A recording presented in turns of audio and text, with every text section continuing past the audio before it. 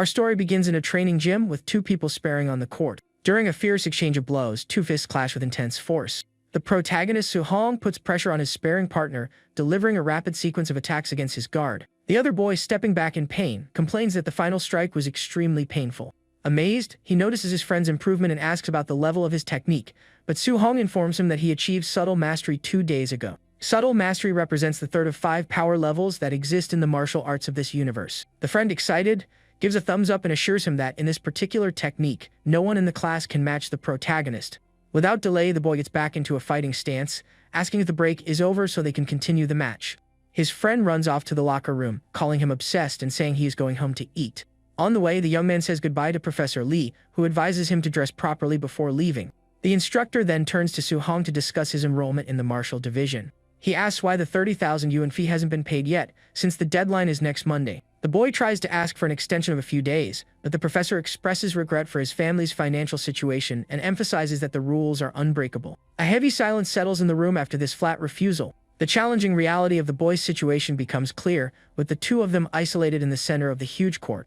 Alone again, the young man throws punches in the air out of frustration, constantly thinking about the 30,000 yuan he needs to get urgently. He remembers the moment he lost his parents at the age of 3 in a disaster involving wild beasts. From that moment on, he was taken in by his aunt and uncle, who invested everything in his training when they discovered his innate talent for fighting. After all, in this era plagued by fearsome monsters, martial arts practitioners are the highest paid professionals in the world. Although he trains with the goal of providing a better life for them, the young man carries an immense burden, feeling that he is only making things harder for his family. Later, night falls over the modest housing complex where the boy lives. As he approaches the door of his home, he hears his uncle suggest delaying the rent payment so they can prioritize paying for their nephew's enrollment. The man places so much trust in Su-hong's potential that he refuses to become an obstacle to the boy's bright future. His aunt even suggests stopping the purchase of her own medication to save money, but her husband rejects the idea and promises to get an extra job to cover the expense. Outside, listening silently to all this sacrifice, the protagonist's heart fills with anguish.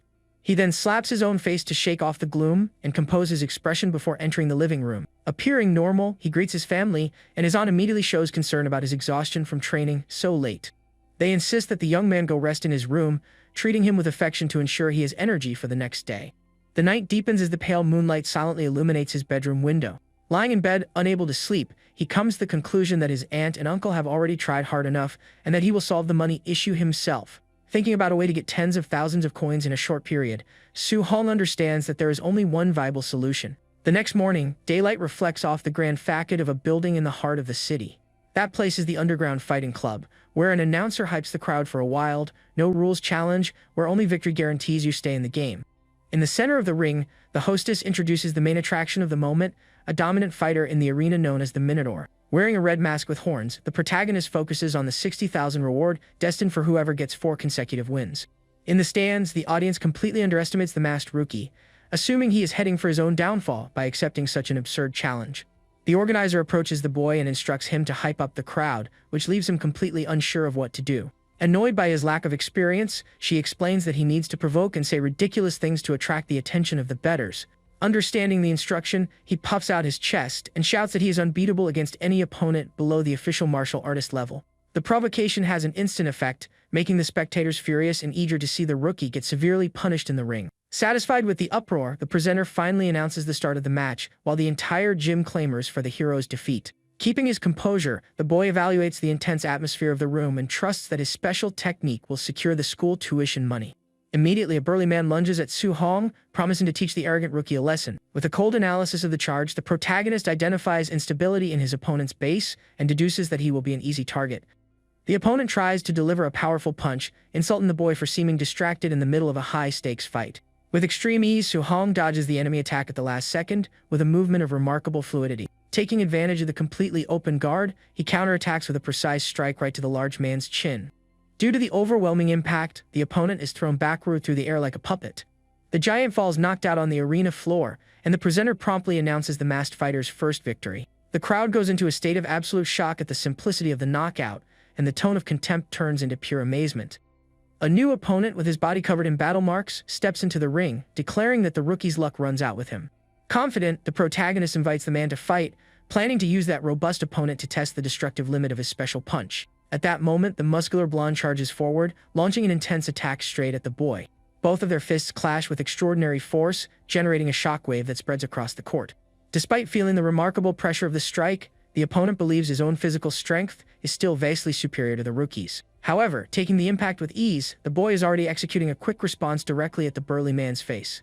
He notices that the opponent's exaggerated stance left his waist area completely exposed for a finishing blow.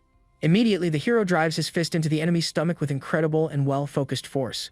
The punch is so powerful that it launches the blonde to the opposite side of the arena, leaving everyone speechless at the massive strength of the attack. Another opponent falls to the floor, and the organizer enthusiastically announces the hero's second victory in a row. The glowing sign outside the club continues to draw attention from the street to the spectacular showdown taking place inside. In a reserved section, wealthy men observe the scene and comment that the boy is incredibly strong for someone without an official level. The announcer then declares the third consecutive victory, which leads the men in suits to plan on using the boy to rig future matches. The leader of the group orders his subordinate to recruit the young man in the ring, but instructs him to hide his true advanced strength during the fight.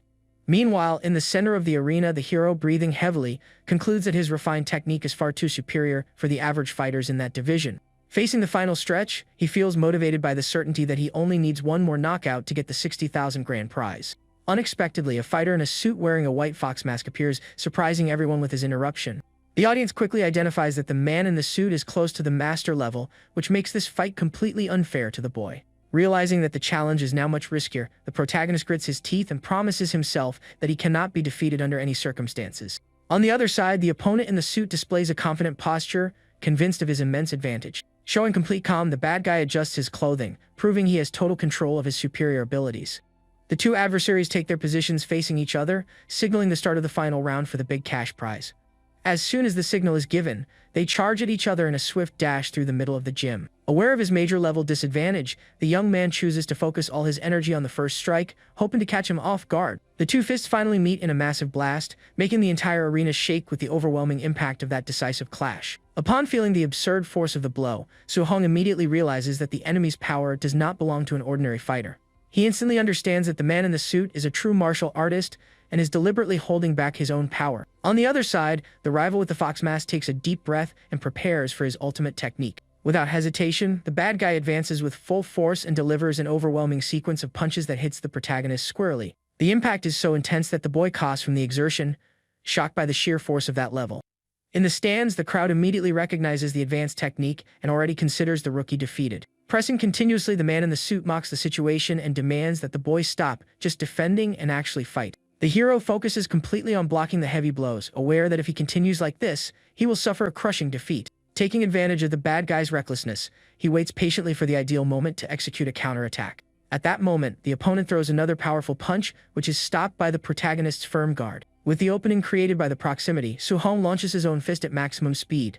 The precise strike hits the man in the suit dead-on, throwing his body to the other side of the ring. Despite landing the blow, the boy feels extremely exhausted and notices his consciousness slipping away. However, the bad guy lands on his feet with ease and sarcastically informs him that the fight's prize will be voided. He suggests the rookie agree to throw matches for his boss in exchange for the money, but Su-hong rejects the dishonest proposal on the spot. The masked man advises him to reconsider, assuring him that refusing the deal will bring serious consequences. Intimidated, the protagonist criticizes the enemy's cowardly attitude and asks them if they really consider themselves martial artists. The man in the suit's expression fills with annoyance as he understands the boy's definitive refusal. At that moment, the bad guy charges with absolute fury, promising to finish the rookie off once and for all. With eyes shining with determination, Su-hong focuses on his grand purpose of reaching the martial apex.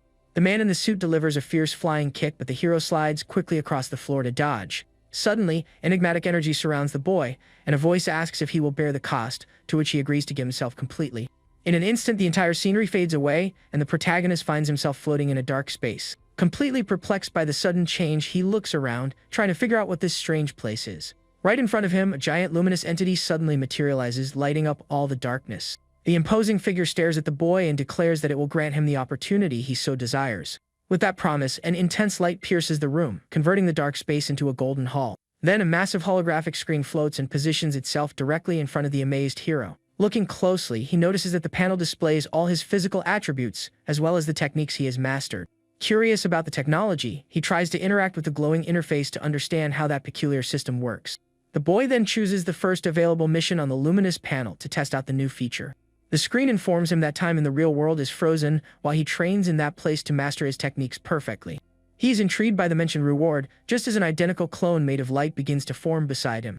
Without giving him time to think, the perfect replica already takes a fighting stance with great agility. The clone throws a powerful punch that cuts through the air, displaying an impressive mastery of the technique.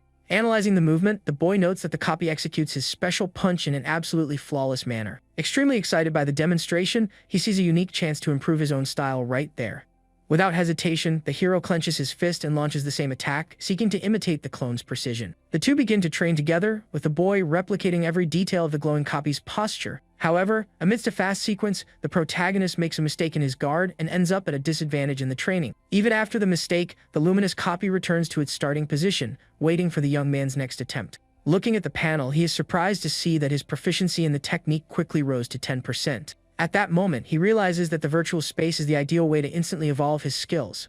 Determined to make the most of the system, the boy advances on the clone in a frantic exchange of blows. The rigorous training continues, with the hero endlessly repeating the attacks while the values on the screen keep increasing. Protagonist's stubborn dedication brings the mastery of his techniques closer and closer to the maximum level. With that, he executes a flawless palm attack, reaching complete mastery of the movement in a burst of energy. Shortly after, the boy speeds up his footsteps through the golden hall and achieves total mastery of the movement technique. To finish with mastery, he hits the clone with a definitive punch, reaching the maximum level of his main technique. With all his skills at their peak, he stands panting in the center of the hall, feeling the effort of the exhausting training. Happy with the progress, the boy thanks the copy, and the panel asks him if he wants to return to the real world. In the blink of an eye, time flows again in the arena, and the hero reappears in front of the bad guy in the suit. Suspecting nothing, the enemy criticizes the boy's silence and throws another quick punch toward his face. Taking advantage of the movement, the man in the suit unleashes a brutal sequence of electric attacks to destroy his opponent's defense. However, the protagonist dodges the strikes with impressive ease, considering the enemy's speed to be insignificant. The bad guy with the fox mask begins to sweat nervously, completely stunned that he is only hitting empty air. Using his new mastery, the hero delivers a devastating punch directly to the opponent's face, shattering his mask into pieces.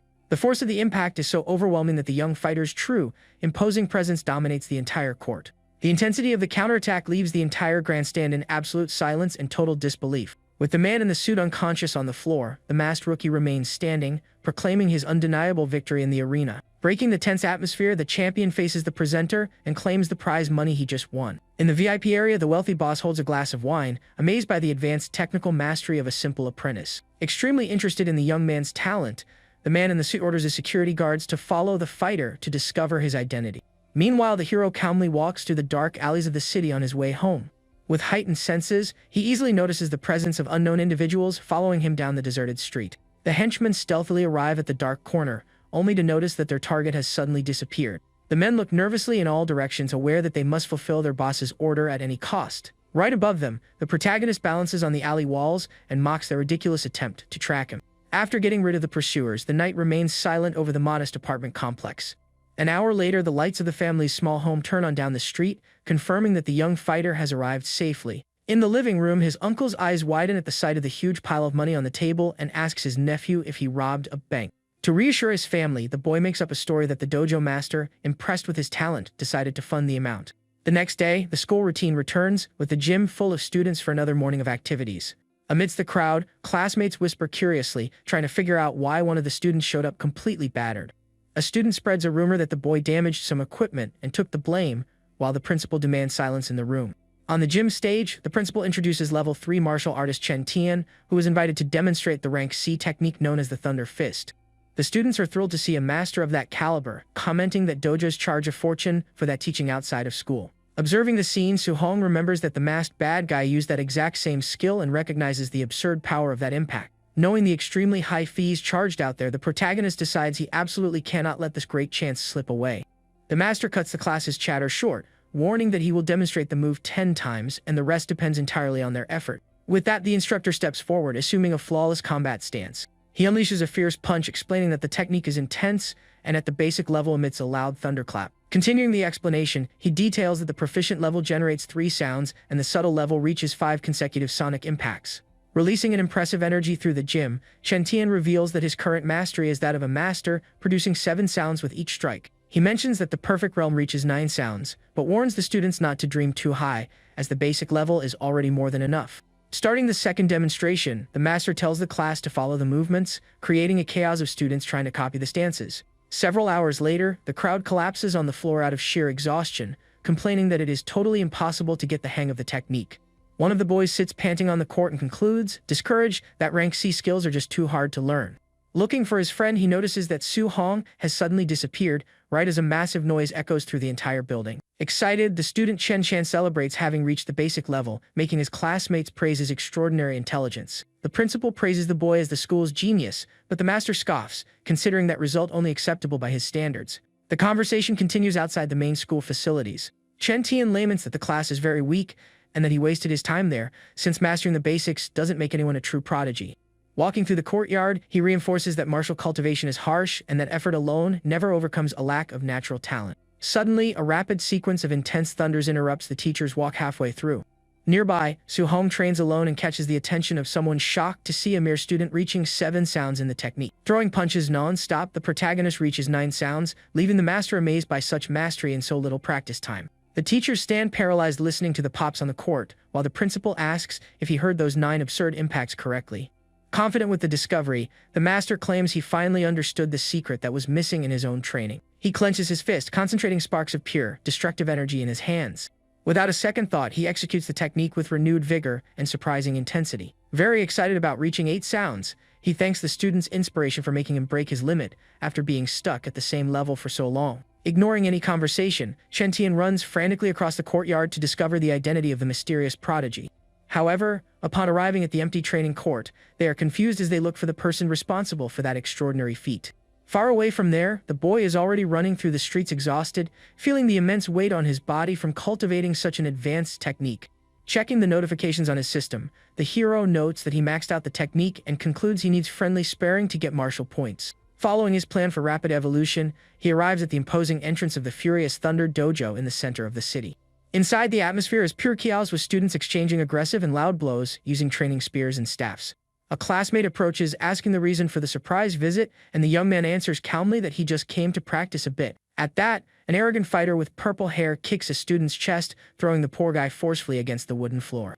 The aggressor mocks the defeated ones, telling them to stop blaming the master's classes and finally accept that they are too weak to learn how to fight. Su Hong asks what is going on in the room, and the classmate explains that the new instructor is strong, but teaches unwillingly and totally despises the poorer students.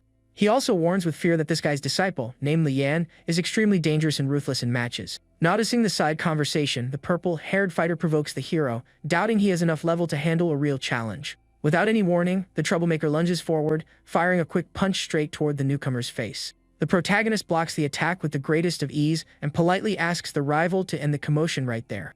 Annoyed by the firm defense, Li Yan tells him to let go of his fist and calls him out for a one-on-one duel in the arena, a challenge the boy accepts on the spot. In this moment of tension, the arrogant master enters the hall demanding absolute silence because his class is about to start. Following his superior's order, the disciple slowly backs away, warning the rookie that he was very lucky to escape a beating this time. Facing the arrogant attitude of the 2 instructors, the hero is quite bothered by the excessive arrogance dominating the dojo's environment. The cocky master announces in a tone of superiority that today is the last day for the spear technique, and that he will do the demonstration only once. With an incredibly fluid and precise spin, he executes the movement, cutting through the air in front of all the highly attentive students. Perfectly copying the demonstrated stance, Su Hong tests the weapon and immediately reaches the proficient level of the technique through the system. The tip of the boy's spear destroys the sturdy training target with a clean, fast, and absolutely devastating impact. Shocked by the absurd evolution of a mere martial arts rookie, Li Yan goes on the attack, swinging his own spear with anger. The 2 weapons collide roughly in the air, generating intense sparks of energy in the middle of the crowded training hall. Receiving the new points on the glowing panel, the hero celebrates, confirming that friendly matches yield exactly the reward he so desperately needs. Completely outmatched in the exchange, the rival falls to his knees on the floor, muttering that it is impossible for someone to master the strike that fast. Despair takes over the fighter as he thinks that all his years of hard, sweaty training were good for absolutely nothing. Completely losing his mind, he abandons the broken spear and charges with bare fists, trying to hit the protagonist any way he can. The boy prepares a precise punch in the fight once and for all, but the instructor yells out in desperation, ordering the combat to stop immediately. The master rushes to the center of the court, interrupting the ugly brawl between the 2 students before the worst could happen. Without a drop of pity, the older man lands a resounding slap on his disciple's face, giving him a severe scolding for not knowing how to accept his own defeat. The aggressive young man turns his face, feeling the strong sting of the blow and the crushing weight of public humiliation in front of everyone. Analyzing the spear stuck in the wooden floor, the professor admits impressed that the rookie learned everything just by watching the demonstration a single time. Quickly changing his attitude, the master apologizes for the confusion and says that getting beaten by a true genius will do wonders for the apprentice's character. The protagonist breaks into a cold sweat, realizing the clear fakeness and how quickly the teacher changes his mind just out of convenience. Walking back home through the deserted streets at night, he feels his body quite heavy, but admits that all of today's effort was worth it. Looking at the new rewards floating in the system, the young man is fully satisfied to have learned 2 new techniques at once. The next day in front of the school, he concludes that he urgently needs to get an alloy metal weapon to match the rich kid's advantage in the practical exam. Simulating the firm grip of a spear in his empty hands, he decides he will invest in that kind of equipment focused on piercing for the test. However, upon checking his bank account on his cell phone, he realizes the money barely covers his aunt's expensive medicine, making the purchase of the desired weapon impossible. Standing in front of a random store, the boy racks his brain trying to find an urgent new source of income to fund his training. He then reads a poster in the window recruiting brave martial artists to hunt beasts in the surrounding areas in exchange for large and generous rewards. Interested in the big payout offered, he seriously considers risking his own safety by facing terrifying monsters outside the city walls. The late afternoon arrives peacefully, covering the windows of the family's housing complex with an orange sunset light. In the living room, the aunt argues with her husband for working so hard without rest, but he insists he needs to save everything he can to guarantee their nephew's future. Arriving home right at the time of the discussion, the hero greets his aunt and uncle, easing the tension and ending the loving couple's small argument. He takes the heavy groceries from the woman's hand, demanding she rest on the couch, showing all his respect and unconditional affection for the family. The boy firmly guarantees that he can now support the house on his own, but his uncle pats him on the shoulder, laughing and warning that he can't sit still without helping out. The uncle flashes a smile and gives a thumbs up, ensuring he won't work himself to the bone doing odd jobs. At that, the aunt affectionately adds that they need to save as much as possible for their nephew's promising future. Looking at his cell phone, Su-hong reflects that his family members are used to poverty and will never relax without money in their account. He coldly concludes that he can't pass up this golden opportunity hunting beasts to make some quick, good cash. Knowing the enormous dangers of the wild areas, the boy decides to spend all his accumulated points on vitality to protect himself. With heavy energy flowing through his body, he notices he is just one step away from becoming a real martial artist. 2 full days of heavy training pass, and the protagonist finally reaches the level of perfection in all his techniques. Panting from the continuous effort, he realizes the preparations are finished and it is time to take action. On that same Saturday morning, the boy arrives at the imposing martial artist's base, finding the walk quite tiring.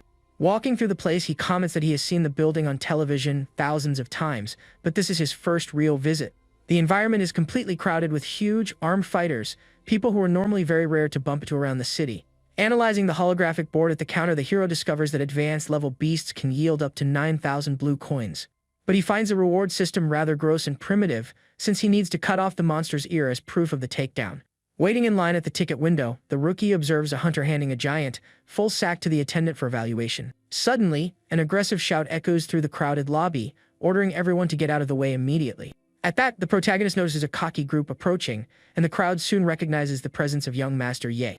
Staring at the rich kid in the suit, he notices a familiar aura, and instantly remembers the guy with the white fox mask from the underground arena. The crowd gossips that this rich guy's uncle got badly beaten days ago, and the boy finds it funny, thinking it was all very well deserved. Not wanting to cause trouble so early, the hero turns around and quietly walks away in the opposite direction. Behind him, the arrogant young man gives a smirk, seeming to suspect something weird in the air. Already in the dangerous wild area, a giant white wolf leaps fiercely, trying to take down the unsuspecting rookie. Maintaining absolute calm, Su-hong slides quickly across the ground, dodging the fatal attack at the last second. He concentrates his energy into his hand, preparing the thunder technique at maximum power to strike back. Taking advantage of the beast's open guard, the boy buries his electric fist straight into the wolf's body with absurd intensity. The impact throws the monster through the air, making it crash hard into a distant tree on the other side of the forest. Observing the fallen beast, the hero realizes that hunting monsters in the real world is much more exciting than he imagined. Trembling with pure adrenaline, the rookie checks his own fists, feeling the power of victory running wild in his veins.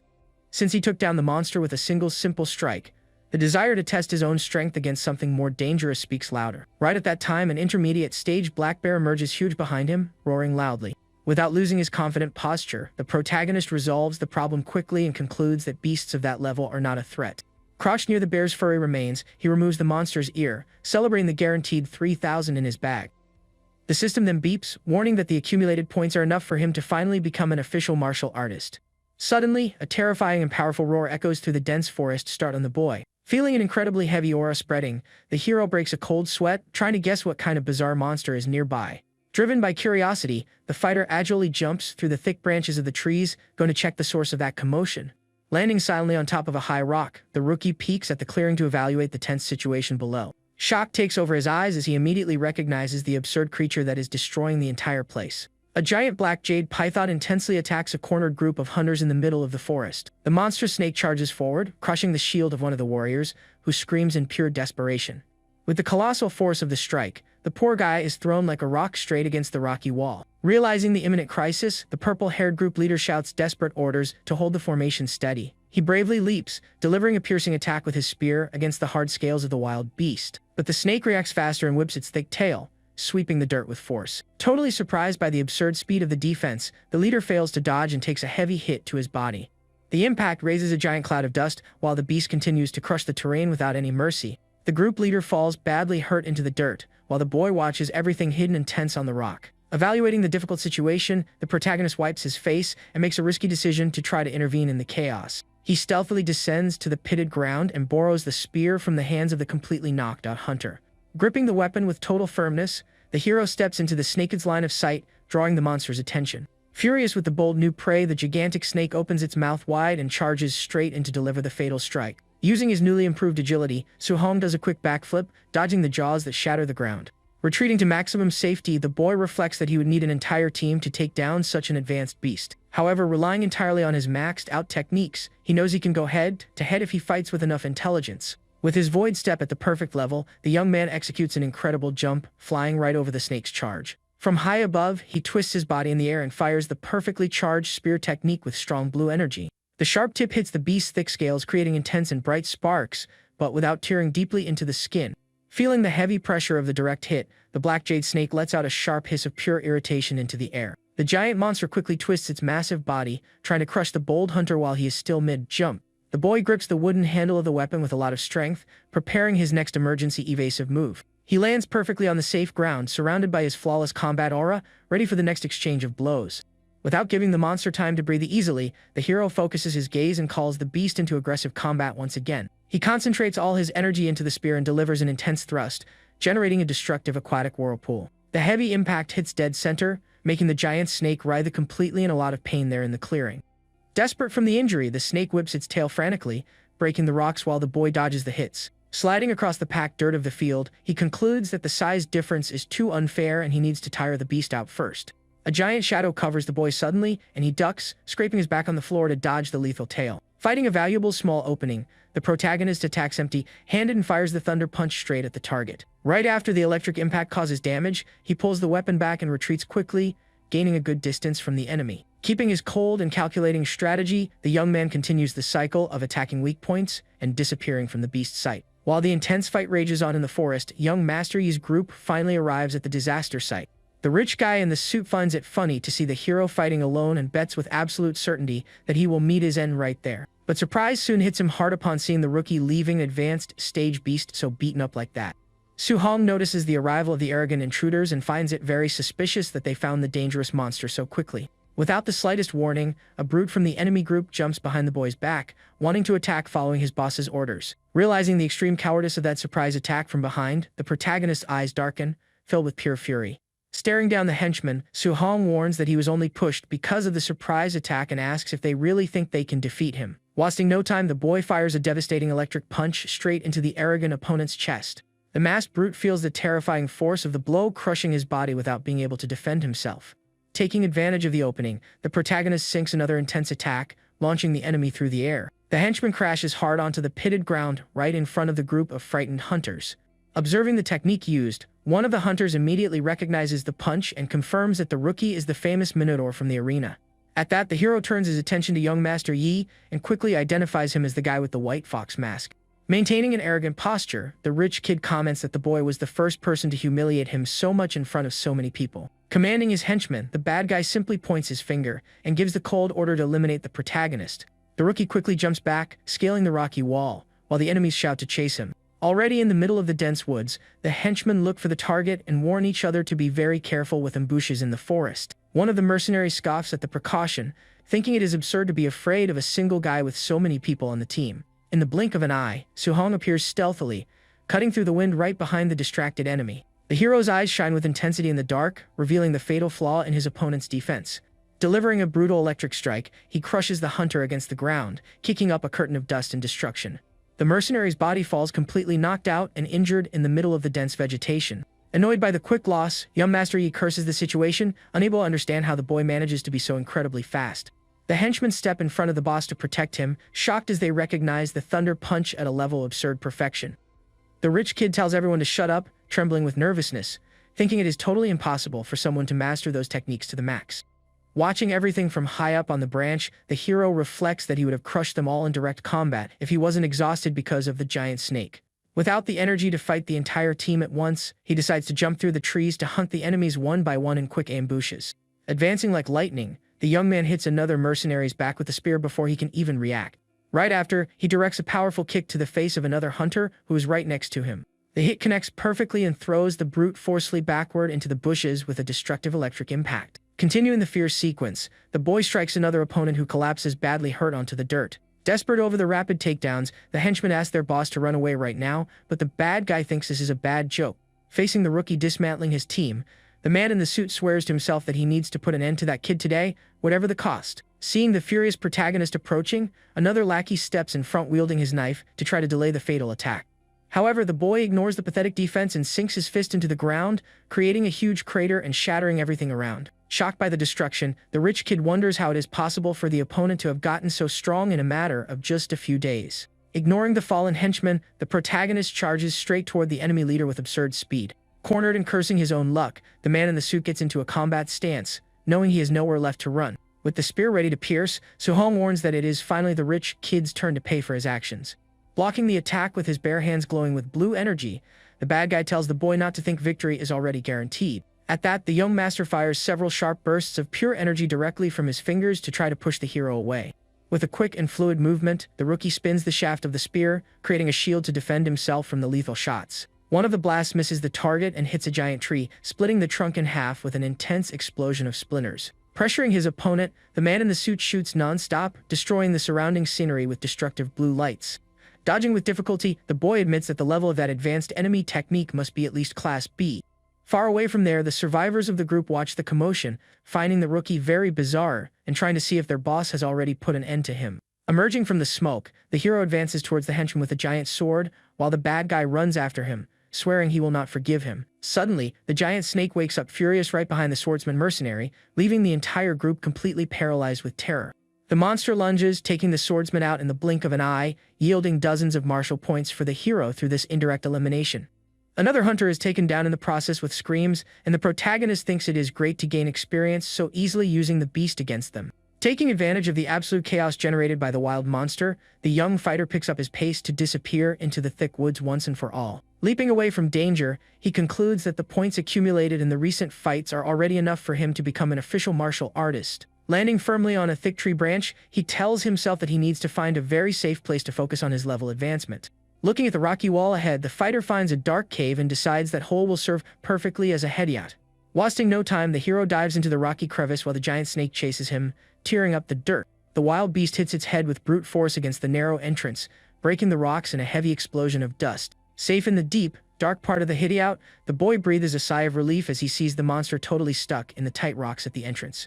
Furious, the snake opens its sharp fangs wide, forcing its massive body through the hole in a useless attempt to reach its prey. Ignoring the thunderous roars outside, the protagonist opens his glowing interface to begin the system's evolution process. Tapping the virtual panel anxiously, he quickly spends all his points on the vitality attribute, wanting to speed up the gains. With the drastic increase in energy, the hero's body burns in an intense red hue, feeling as if lava is running through his veins. The panel finally hits 100 points of maximum vitality, while the snake watches the bizarre scene blinking from outside. Bathed in an aura of colossal power, the young man celebrates euphorically for having broken the barrier and become a true first-class martial artist. Turning his back to the panel with his fist sparking heavy energy, he faces the beast with an intense look, warning that it is now his turn. Shooting out of the cave like a missile, the hero focuses all his absurd new power directly into his right hand prepared for the attack. The intense punch hits the giant snake's chin dead on, lifting the monster's body with an absurdly devastating impact. The strike is so powerful that it generates an explosion of yellow light, throwing the heavy creature upwards with a desperate roar. Without giving the monster room to breathe, the protagonist advances across the field, invoking his special punch technique charged to the maximum.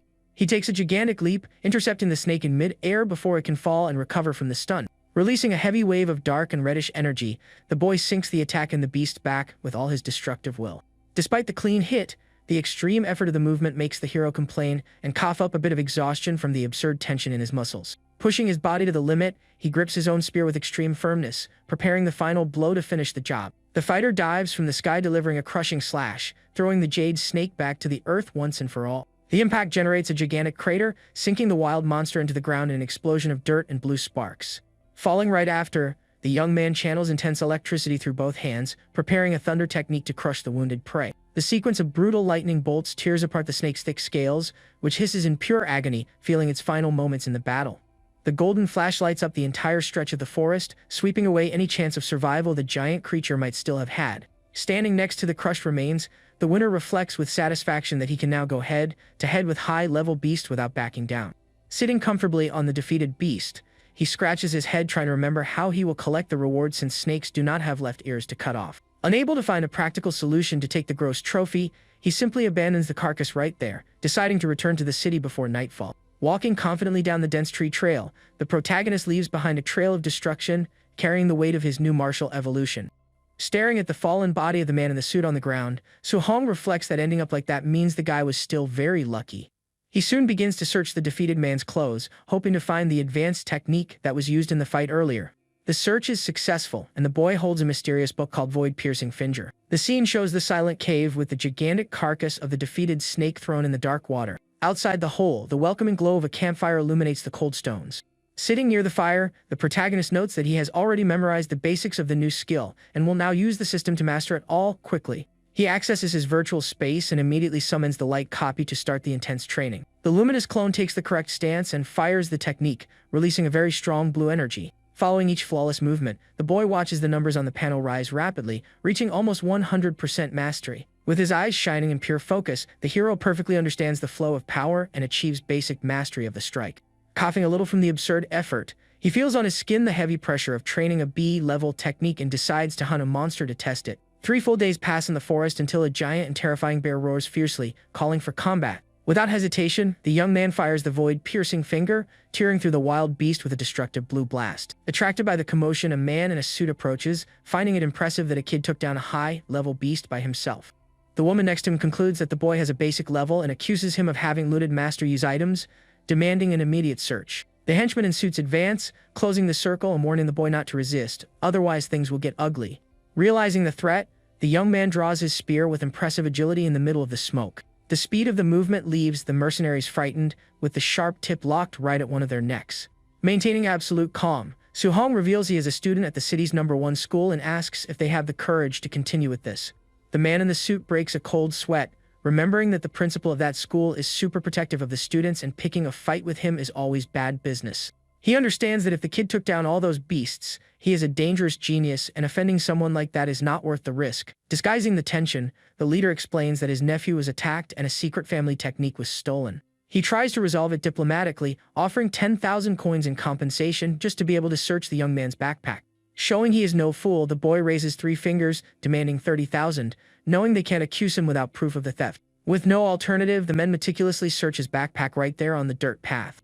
The lackey confirms that he found absolutely nothing, making the boss accept the deal and release the payment of the 30,000 coins. Already walking away from there, the protagonist sighs with relief for having cleaned his tracks in time, so as not to get into a huge problem. While the boss orders the team to keep searching everyone, the boy plans to take a shower and head straight to the Martial Artists Association. Later, he rests in a room in an underground hotel, enjoying a well-deserved moment of peace. Opening the system panel, the hero is shocked to see that he accumulated 534 points after all the hunting in the forest. He calculates that the initial stage costs 100 vitality points and concludes that he will have about 40 points left over before the middle stage. Curious about the other attributes, he decides to hold off on evolving and tests putting the points into spirit and mortal structure. The young man spends dozens of points on the spirit section, but is disappointed when he doesn't feel any change in his own body. However, when focusing on the mortal structure, his strength increases drastically, and he decides to invest heavily in that. The attribute hits 36%, depleting his bar while the system beeps, finalizing the transfer. Satisfied with his strengthened structure, he decides to throw the next 200 points into his core vitality. The boy wastes no time and dumps all the rest of what he accumulated straight into the spirit tab, feeling an infinite energy bubbling up. A red explosion dominates the room, making his body double in size with giant, intimidating muscles.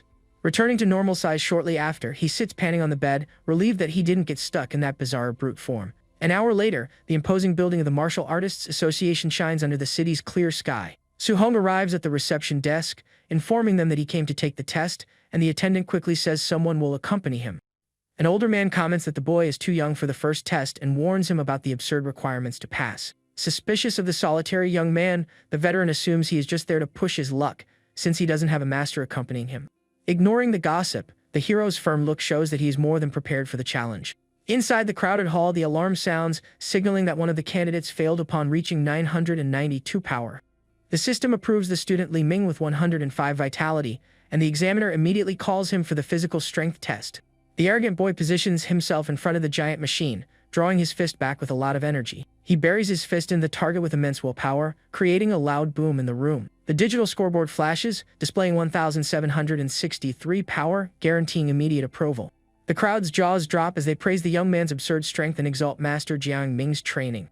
Listening to the conversation, the protagonist remembers another aggressive student from the same dojo and wonders how many annoying disciples this master has. The evaluator calls Su-hong to be next, while the rival laughs sarcastically. Li Ming mocks the rookie, finding it pathetic for someone that age to try to take the exam, wanting to compare himself to a genius like him.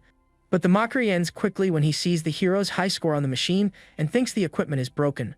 The staff member announces Su-hong's approval with 123 vitality, making the rich kid furious. Swallowing his frustration, the rival claims that vitality is useless and that combat power is the only thing that really matters. The physical test is about to start, and the boy walks calmly toward the heavy equipment. Calculating his absurd attributes in silence, he deduces that using only 40% of his strength is already more than enough to pass. An employee congratulates the rookie on his success and asks him to accompany him to the second floor to get his prize.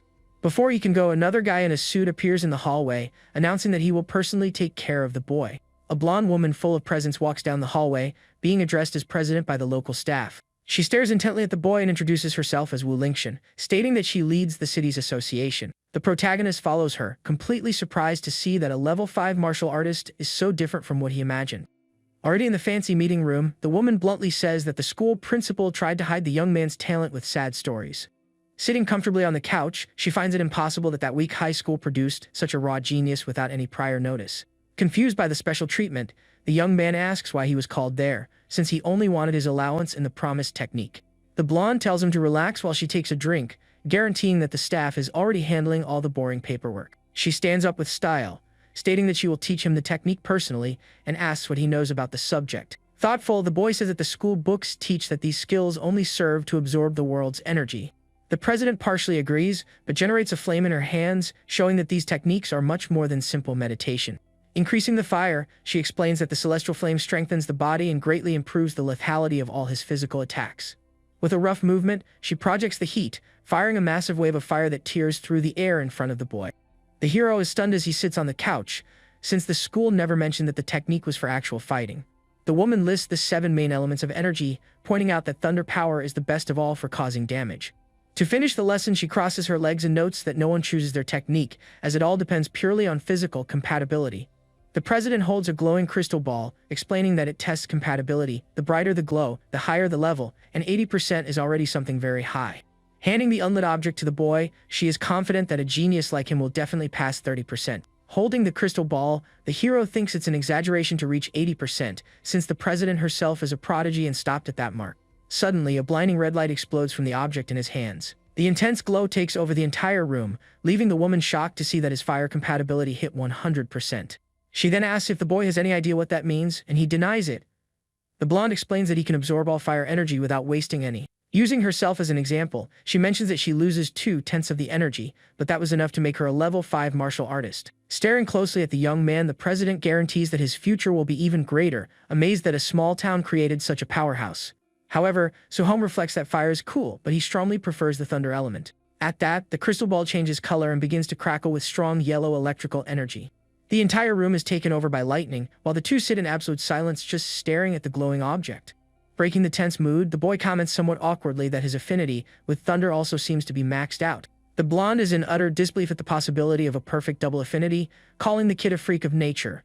Shortly after, Suhong appears holding the crystal with a green light, noting that the wind element also hit 100%. The shock is so great that a heavy silence dominates the luxurious office while the two sit on the couch. Holding her own head, the blonde tries to process the absurdity of all his affinities being maxed out, thinking she must be dreaming. The woman remembers when she considered herself a top-tier prodigy, being an extreme rarity in the martial world. But facing someone who defies all logic and common sense, she finally understands that she is just an ordinary person.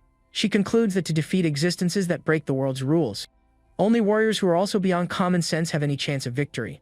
Observing the relaxed boy on the couch, the president reflects that he is one of those incomprehensible anomalies for normal people. Meanwhile, the young man thinks it's a huge waste to focus only on thunder and leave the other 6 perfect elements aside. With that in mind, he asks for a copy of the techniques for all 7 attributes, leaving the woman completely speechless. Annoyed, she scolds him, saying that human energy has limits, and trying to train everything at once only results in total failure. The hero insists he wants to test all of them before choosing his focus, making the blonde yield, but with a warning not to waste his talent. Changing the subject, Suhong asks the reason for so much sudden interest in him, remembering that the monthly school exam is coming up. The blonde explains that the war against the beasts is getting worse, so the nations are going to open a genius camp, and she wants to recommend him for a spot. Later, the boy stares at his system screen, curious to know how he's going to manage to evolve these new guidance techniques. Trying to improve the skill, the panel beeps indicating a lack of martial points, making the young man decide to focus on getting more resources later. Back in his room, he sits on the floor meditating, surrounded by the glowing workbooks, beginning his new advanced training. Several hours later, the energy of the 7 elements flows through the boy's body, but the different attributes begin to violently repel each other. Sweating from the pain, the hero finally understands why geniuses spent decades stuck at level 1 when trying to cultivate everything at once. On the roof at night, he holds flames in his hand and realizes that spiritual energies only allow the use of one element at a time. Trying to force the simultaneous use of a second attribute, his body begins to reject the unstable mixture. The repulsive force causes a bright explosion, making the 2 powers clash aggressively and disappear into the air. Keeping his calm, he generates thunder and fire in his hands, concluding that similar natures might perhaps be fused. With a quick movement, the young man claps his hands, trying to force the pure union of the 2 volatile elements at once. A sequence of explosions lights up the building's roof, but he does not give up and swears to keep trying until he succeeds. The entire night passes, and the morning sun finally rises over the city's apartment complex. Completely exhausted and panting, he observes a small, stabilized spark in his hands and focuses on keeping united form. Defying his own limits, the protagonist shouts furiously, demanding that the colossal energy fuse once and for all. A violent boom echoes when the flames and lightning finally intertwine into a single mass of pure destructive power. Observing the sphere of electric fire in the palm of his hand, he celebrates the success after an entire night of back-to-back failures. Excited about the lethal new weapon, the boy clenches his fist and decides to go out to the street to test the true damage of this fusion. The scenery quickly changes to the great martial arts square of Star City, bathed in the peaceful morning light. The protagonist approaches a level 3 test robot, confident that this advanced machine won't break so easily from the impacts. He fires an explosive punch at the equipment, remembering that he used half his strength before, so now he will only test 30%. The scoreboard marks over 2,300 points, surprising the hero, who expected a much lower result. Evaluating the damage, he conjures only the thunder energy to compare the absurd difference in power in his hand. Next, he again generates the aggressive fusion of the 2 elements to be sure of the raw increase in strength. Without breaking rhythm, the boy sinks another devastating attack coated in lightning and flames straight into the metal target. The machine soon beeps, breaking the 3,000-point mark, leaving the young man quite impressed with the numbers. He concludes that using only a fraction of his strength, with the fusion already surpasses an advanced-level artist, even having low vitality. His imagination runs wild thinking about the apocalyptic power he would achieve if he managed to combine all 7 elements into a single strike. Thrilled with the idea, the hero extinguishes the flame in his hand and decides to run back home to try fusing the 3rd attribute. Back on the isolated roof, the young man sits on the floor to restart the intense and tiring meditation. Sweating profusely and completely shirtless, he laments that the difficulty multiplied absurdly, and he achieved no breakthrough in the new mixture. Looking at the glowing panel, Suhong reflects that leveling up the techniques might make the process easier, planning to gather a lot of points in tomorrow's exam. The next day, the school court wakes up completely packed with all the students lined up for the big event on the lawn. On stage, the principal announces that due to the tension of the war, the exam will be different to select the best for a special genius camp. In the crowd, the students gossip excitedly about the massive resources, pills, and high-level instructors the camp will offer. The arrogant purple-haired student yells excitedly that he wants the spot, while the crowd compares the instructor's level with the principal's own. With a bored look on his face, Suhong listens to the rules for the 3 spots and wonders if it wouldn't be better to just secure first place immediately. Nearby, a young man confesses that they have no chance, since the rich kids mastered the thunder punch and became martial artists. A teacher comments that the principal even brought an advanced master to give private lessons and focus entirely on those special talents. Staring at the protagonist with a sneer, the dojo rival promises to show who the real genius is and hopes the rookie doesn't lose his confidence. Outside the arena, the principal walks frustratedly, confessing that he hasn't found the 9 thunderclap genius at all. Suddenly, the old man's gaze turns strangely to a group approaching in the school courtyard. He greets Old Manly with irony, asking why his colleague is walking around with a scowl like someone who lost his wife. The visitor criticizes the quality of the local students and announces that he brought his own disciples to humiliate the champion of that tournament. Annoyed by the blatant provocation, the principal realizes that refusing the challenge would mean signing a certificate of cowardice in front of everyone. Inside the arena, Suhong easily knocks out his opponent with a crushing kick right to the chest. Watching from the stands, the principal is perplexed, asking where that very strong student who wasn't in his classes came from. The responsible teacher takes the blame for the negligence in his work, while rival Oldly scratches his chin, finding the boy quite familiar. Changing the mood quickly, the principal announces excitedly that the semifinal between the other favorite students is coming to an end in the main ring. The semifinal fight remains intense with the two competitors exchanging rapid blows. The audience watches the brawl and comments that it is impossible to predict who will win. At that, Chen channels icy energy and warns that his opponent stands no chance if he doesn't use his strongest attack as well. Without backing down, the other fighter charges through the air and fires a direct punch to clash head-on with the enemy attack. Chen Shan praises the rival's training, but guarantees he is still the school's #1 as he advances with a flaming fist. The grandstand is shocked to see the boy's attribute projection. They comment that the fire element is only second in power to the thunder element. But the rival mocks the situation, asking who doesn't know how to do that, right before releasing his own intense energy. The students immediately recognize Li Tu's power and realize that his metal element is much stronger than fire in direct combat. Taking advantage of the elemental edge, the outsider completely shatters his opponent's flaming defense with a crushing attack. Stringing the combo together, Li Tu prepares the thunder punch technique to finish the job with 5 consecutive thunderclaps. The electric impact hits Chen Shan squarely, throwing the poor guy forcefully against the arena floor. Watching everything, the principal laments that the rookie hit his true strength. He is impressed with the boy mastering so much in 10 days. Oldly shows off, saying that Suhong has no chance in the final against his disciple unless he also knows a guidance technique. Annoyed by the arrogance, another teacher bets 50,000 on the protagonist's victory. Oldly accepts the easy money right away. Soon the announcer calls the grand final match in the center of the ring. The masters yell from the stands, ordering their students to win at any cost. Staring down the hero, Li Tu states that he was very lucky their paths hadn't crossed earlier, already arming his offensive stance full of lightning. Totally relaxed, Suhong comments that normal students are too weak, and finally someone worthy has appeared for him to train with. The outsider is furious at the mockery and warns the hero that he can settle for second place, but the boy ironically asks who would be in first. Losing his patience completely, Li Tu charges toward his opponent, shouting with full certainty that he will be the champion. He charges the electric technique to the maximum and warns that he only needs a single strike to show the absurd difference in power between them. The crowd goes into shock seeing the advanced attack right at the beginning of the fight, taking the protagonist's humiliating defeat as a given. Showing not a drop of fear, the hero's eyes shine intensely with an intimidating energy. Channeling a lot of power into his fist, the boy advances, determined to test once and for all the current limit of his own body. The students scream in despair, thinking it's utter madness for their classmate to try to go head-to-head with that lethal impact without dodging. But the two opponents collide roughly in a mind-blowing sequence of fast strikes in the center of the arena. Taking advantage of a tiny opening, the protagonist breaks the enemy guard, tearing through the electric defense with pure brute force. Li Tu is completely stunned to realize that his 5 thunderclaps were neutralized as if they were absolutely nothing. With a devastating explosion, Suhong throws the arrogant rival into the air like a rag doll in a storm of energy. Falling without reacting, the outsider feels his body wrecked and recognizes that the boy's attacks are heavy like a monster's. The entire gym agrees that the rookie's power is bizarre for being able to cancel out such an advanced technique fighting purely on physical strength.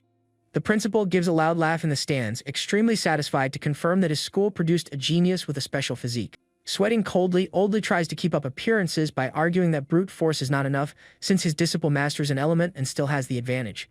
Doubt in the ring, Li Tu slides across the court floor, trying to regain his balance after taking that absurd hit. Covered in intense lightning, the outsider yells for the hero to tone it down and promises he will still walk out of there with the victory. Overcome with hatred, he dashes, tearing through the air in an aggressive attack, and challenges the protagonist to try to stop him. Facing the danger with boredom, the boy regrets that his rival resorted to advanced moves too quickly right when he just wanted to test purely physical brawling. Deciding to hold nothing back anymore, the hero clenches his fist, summoning a golden storm of pure electrical energy around himself. Later, the sunset illuminates the apartment complex while the young man arrives home, telling his aunt and uncle he has finally returned. His uncle welcomes his nephew excitedly and immediately asks about the test results. With a broad smile, he announces he got first place. The aunt can barely believe the incredible achievement. Meanwhile, her husband celebrates, understanding that this victory guarantees the long-awaited spot in the special camp. However, amidst the family's lively celebration, loud knocks on the door interrupt dinner, catching the boy's attention. When he opens the door, he comes face to face with a very well-dressed woman standing in the hallway looking for the owner of the house. Confused by the unexpected visit from that snobby rich woman, the protagonist directly asks who she is. The snob explains that her son came in fourth place at school, and she came personally to ask the hero to give up his spot in the camp. With the greatest arrogance in the world, she immediately offers 30,000 coins right into his hand to buy the ranking. Facing the dirty bribe right at the front door, the mood gets heavy and the boy's entire family glares at the woman's audacity. Annoyed by the silent refusal, the snob tries to instill terror by saying that people get severely hurt at the camp and that giving up is for his own good. After spitting out her venomous truths, the woman turns her back and leaves down the building's hallway thinking she is right. Inside, the aunt hugs her nephew's arm and asks with great fear if that place is really that dangerous. The uncle tries to calm his wife down, asking her to take a deep breath and not fall for the arrogant rich woman's nonsense. Looking at the boy with total seriousness, the older man asks if he can guarantee his own safety in this challenge. Without hesitating for even a second, the protagonist returns a look full of confidence, insisting he will come back safe. The uncle mildly scolds his wife for doubting the boy and states that their nephew is adult enough to make his own decisions.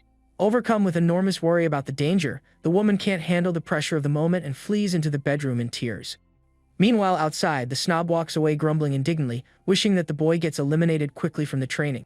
Back in the simple living room, Su-hong apologizes for not having told them about the dangers earlier, but his uncle says it's alright. Being very understanding, the veteran admits to being a simple man and guarantees total support since the young man knows what is best for his future.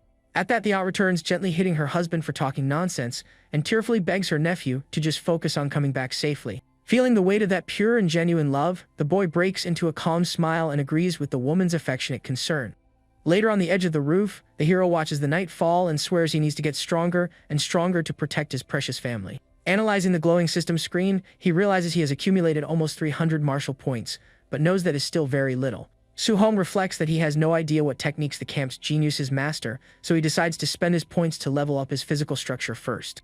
Soon the boy's body begins to violently expand, creating absurd muscles that tear through the air with a brutal red energy. Taking a deep breath while returning to normal, he watches his mark reach almost 65% and wonders what comes after the limit. Suddenly, the panel notifies him that his guidance techniques leveled up to 2 on their own, leaving him totally confused about how that happened. Analyzing the weird situation, the hero concludes that since he only trained the basics over the last few days, his power must passively evolve with natural cultivation. Excited about the useful discovery, he decides to pick up the pace and summons the flames and lightning in his hands, wanting to force another level up. The late night slowly advances over the silent metropolis until the first rays of the sun begin to illuminate the tallest buildings. Completely focused on the intense meditation, the young fighter reaches level 3, mastering the elements with a destructive aura around him. Checking the final results on the screen, he celebrates that besides the skill levels, his vitality also went up, yielding a great harvest. On that same sunny morning, the commotion the trip begins early outside the humble apartment complex.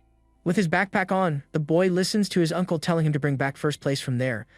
While saying goodbye to his family on his way to the challenge, the couple watches their nephew walking down the quiet street, carrying the weight of all expectations and dreams in one place. The man tries to hide the sadness of the farewell, but the aunt cries, confessing she just didn't want to make the boy worry for nothing. Carrying his long bag with his spear, Su-hong walks through the busy streets of the commercial center with the posture of a true warrior. Keeping his gaze focused on his great goal, the protagonist moves forward, knowing that the genius camp will be the ultimate test of his life. Walking determinedly down the streets, Su-hong carries his spear as he heads to the training camp meeting point. Suddenly, a red sports car brakes sharply right in front of the protagonist, cutting him off. Rolling down the window, President Wu Lingshan appears wearing sunglasses and tells the boy to get in the vehicle without much ceremony. They soon hit the open road, leaving the big city behind at high speed toward the great challenge. Their destination is the imposing Tianlin mountain range, a massive chain of mountains stretching across the horizon. In the back seat, a boy panics when he remembers that the mountain range is home to entire herds of brutal monsters. A classmate tries to calm him down by assuring him the area is safe, but mentions that in the depths live beasts on the same level as a grandmaster. At that, the scene shows the region's harsh wildlife, indicating that the competition among the monsters there is extremely intense. The aggressiveness of these creatures is so absurd that not even a level 2 martial artist would dare step into that territory easily. The van drives down a narrow dirt road, diving deeper and deeper into the dense and dark part of the forest. Hidden in the darkness between the trees, several glowing red eyes watch the vehicle pass with pure hostility. Feeling the heavy atmosphere, One of the students comments that they are being watched and asks in a panic if they are going to suffer a surprise attack right there. Instead of feeling fear, Suhong concludes that the competition among the geniuses will be as fierce as the monsters and finds it all exciting. A short time later, the group finally arrives at the huge fenced military camp, already crowded with competitors from various cities. Stepping out of the vehicle, the hero observes the crowd of talented young people, wondering what the actual strength level of each of them must be. The training area is full of prodigies, all showing off a lot of confidence and carrying heavy weapons for the tournament. Faced with so many tough people, the protagonist's classmates swallow hard, feeling the crushing pressure of the intense competition. On the contrary, the young fighter gets excited, thinking it is great to have so many strong opponents gathered in a single place. Wasting no time, he adjusts the spear on his shoulder and calls the group to join the crowd in the center of the evaluation courtyard. His classmates hesitantly agree and follow the hero's firm steps into the main gathering area. A little further ahead, a supervisor in a suit announces that they are just waiting for everyone to arrive to start the admission test. This delay makes some rookies annoyed, complaining that the rich kids from the big families always think they can make others wait for nothing. Suddenly, the loud noise of engines tears through the camp as a convoy of luxury cars arrives to grab everyone's attention. The incredibly expensive vehicles park in the middle of the dust, and the big stars of the tournament begin to step out with a lot of attitude. Three young people steal the scene, showing off their overwhelming telekinesis, ice and fire powers, leaving the entire crowd amazed. With an attitude of absolute superiority, the trio walks through the courtyard, making the crowd naturally part ways out of pure respect. The protagonist watches the rich kids pass by with great attention, recognizing the obvious favoritism for that elite team. Analyzing the trio, the hero remembers the president's warnings and is curious to test up close how strong those prodigies really are. With the arrival of the big stars, the supervisor finally steps onto the stage to announce the general rules of the entrance exam. He explains with a firm voice that the real camp is located 30 kilometers away, deep inside the forest. The man holds up a wooden sign, revealing that the entrance pass was hidden inside the stomachs of the region's beasts. The news hits like a bomb for the weaker students, terrified of the huge risk of getting eliminated while hunting high-level monsters to advance. Maintaining his calm, Suhong does the math and realizes he will have plenty of time left over to take down beasts and accumulate several martial points. A desperate boy asks what happens if they run into an absurdly strong creature, receiving the cold answer that no one will save them. The courtyard turns into total chaos, with the young people shouting indignantly that the rule is unfair and based purely on pure luck. Totally out of patience with the whining, the man in the suit frowns and yells that the real world is not a child's game. He throws it in the cowards' faces that the law of survival demands caution, reminding them that the strongest always overcome the weakest on the battlefield. With a lot of contempt, the examiner points to the gate, telling anyone who is afraid of failing to give up right now. A young man feels offended and threatens to fight, but the supervisor challenges the insolent guy, promising to put him out of commission if he takes another step forward. Resuming the reading of the rules, the man warns that conflicts are forbidden there at the base, but inside the mountain, there will be no intervention. Knowing the forest is a lawless land, the more aggressive hunters soon exchange malicious looks, aiming to rob the weaker candidates.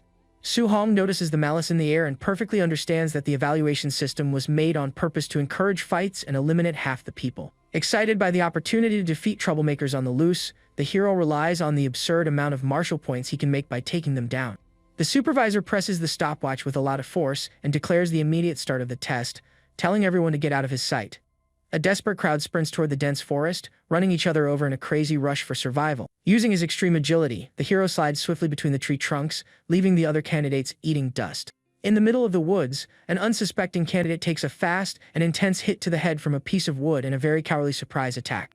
Suhong holds the piece of wood over two knocked-out rich kids, paying them back with interest for underestimating normal students. In the monitoring room, the evaluators are completely confused, seeing an unknown student easily take down two aggressive fighters.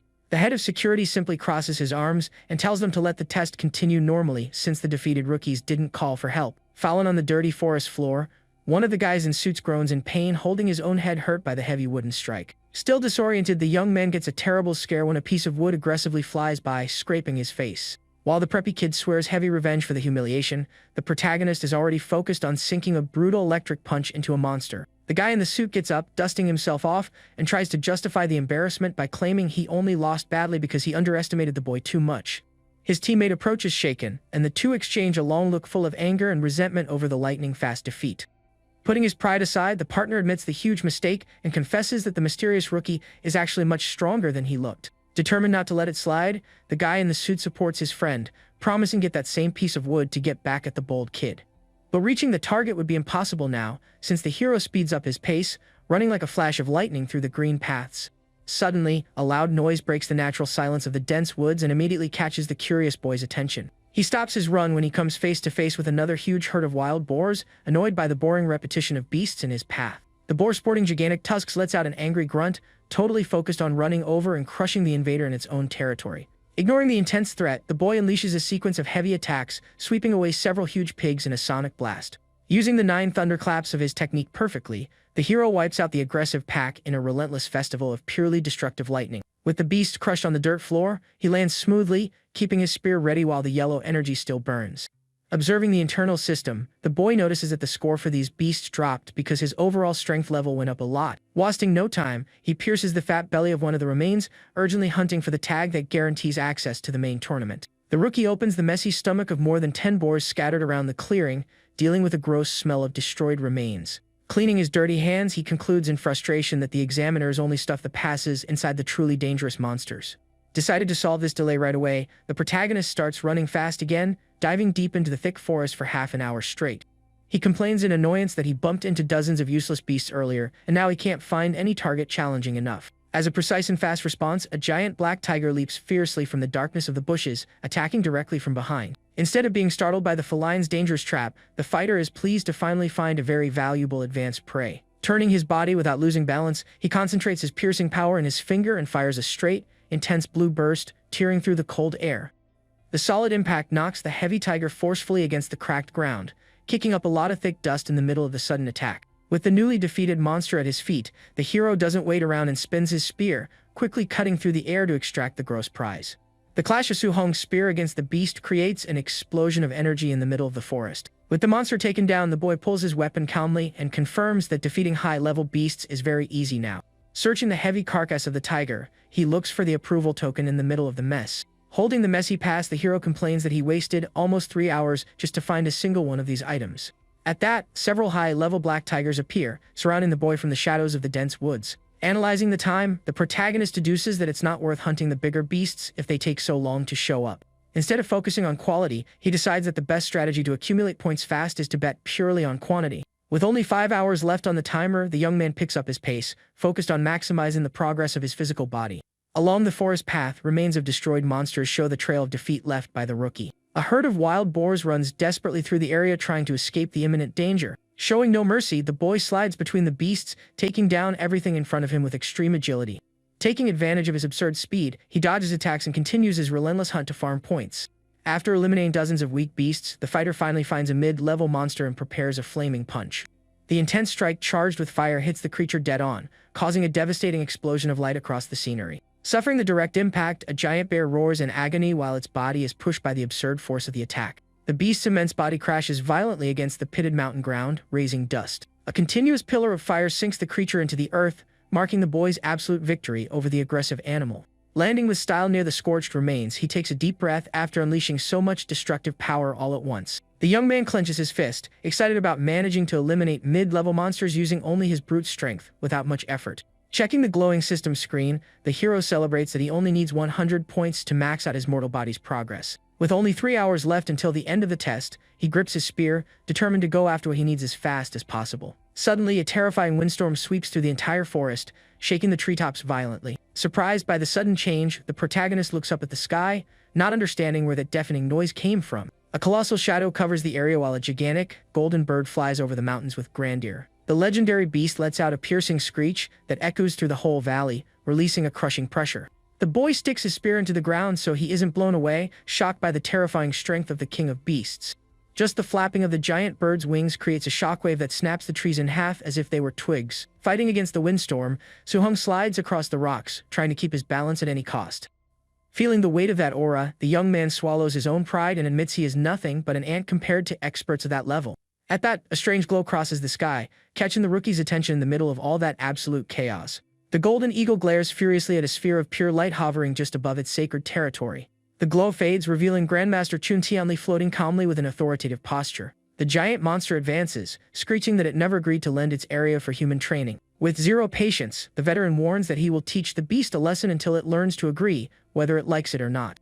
In the blink of an eye, the Grandmaster fires a powerful kick straight into the colossal bird's beak. The impact sends the king of beasts flying backward as it screeches, feeling the pain of the humiliating hit. Annoyed by the noise, the man gathers energy in his hands, complaining that the animal is too loud. Desperate to fight back, the eagle fires a fast burst of explosive feathers at the cocky invader. The veteran blocks the attacks with the greatest of ease, crushing the golden feathers with his bare hands. Pressuring the creature, Kyun Tianli tells it to get out of there at once, stating that later he will also take the deeper lands.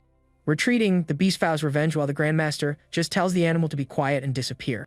Silence once again dominates the valley, and the veteran maintains his heavy gaze, observing the testing field below. Using his energy, he projects his voice, letting all the students know they don't need to panic and that the test continues. Sitting on a rock, Su Hong breathes a sigh of relief and is amazed by the unreal power of a rank 7 martial artist. Totally motivated by this display of raw strength, the boy promises himself that he will reach that level too. With the threat gone, the surveillance drones resume patrolling the mountain ruins, focusing on the candidates. In a luxurious monitoring base, the evaluation team lines up in respect as the Grandmaster descends from the sky. 2 level 5 supervisors whisper, impressed, stating that the veteran's strength is even more absurd than the rumors. The old man tells them to cut the cheap flattery and asks to quickly see on the screens which students withstood the eagle's pressure. The team immediately agrees, and everyone stares at the giant panel showing the few young people who didn't pass out from the aura. The Grandmaster points to Su Hong on the screen, surprised that the rookie took down high-level tigers and stayed on his feet in the windstorm. A supervisor confuses the hero with the mayor's son of Star City, deducing that he has the special physique of the barbarian god. Another staff member praises a boy using extreme agility to escape the giant bird's pressure unharmed. The team also highlights a girl using pure telekinetic powers to cancel out the monster's crushing force. The old man listens to the list of mid-level prodigies from Star City but asks if there aren't any other real talents there. The supervisor explains that those students easily withstood the beast's pressure, proving their strength far surpasses the others. Rejecting the excuse, Kin criticizes the students from the main high school, thinking it's a shame none of them truly stood out. Suddenly, one of the staff members breaks a cold sweat upon noticing a bizarre movement on the cameras and calls everyone's attention. The screen focuses on the protagonist taking down monsters in the middle of the forest, maintaining intense energy even after the boss's windstorm. Totally in shock, the records woman stammers in disbelief, realizing that student is a true monster in disguise. Keeping his calm, the veteran tells the employee to stop making a scene in front of him over a small thing. The other supervisor also panics, pointing at the data and calling the boy a complete anomaly. Annoyed by the team's uproar, the Grandmaster asks what kind of geniuses they've seen to be freaking out like that. However, upon glancing at the boy's technical file, the old man himself loses his composure and his eyes widen in total amazement. The document reveals that Su Hong has a 100% affinity in all 7 attributes and colossal physical strength. Grabbing his own hair, the veteran shouts in disbelief that it's a miracle such a prodigy was born in a small town. Trembling with pure excitement, he clenches his fist tightly, celebrating having found an extremely rare treasure in the camp. An evaluate interrupts the outburst, reminding him that the boy has very low vital energy for so much talent, which doesn't make sense. The realization quickly hits the Grandmaster, who understands that the kid is trying to cultivate all 7 energies at the same time, putting himself at great risk. Taking control, the old man ignores the team and announces that the candidates are already arriving, so he will go down there himself to take a look. Already in the courtyard of the safe camp, the trio of rich kids politely greets the veteran while he praises their performance. The area slowly fills up with normal students arriving totally exhausted and relieved to have survived the test. Time passes, and the sunset colors the camp as the instructors believe all the qualified candidates have arrived.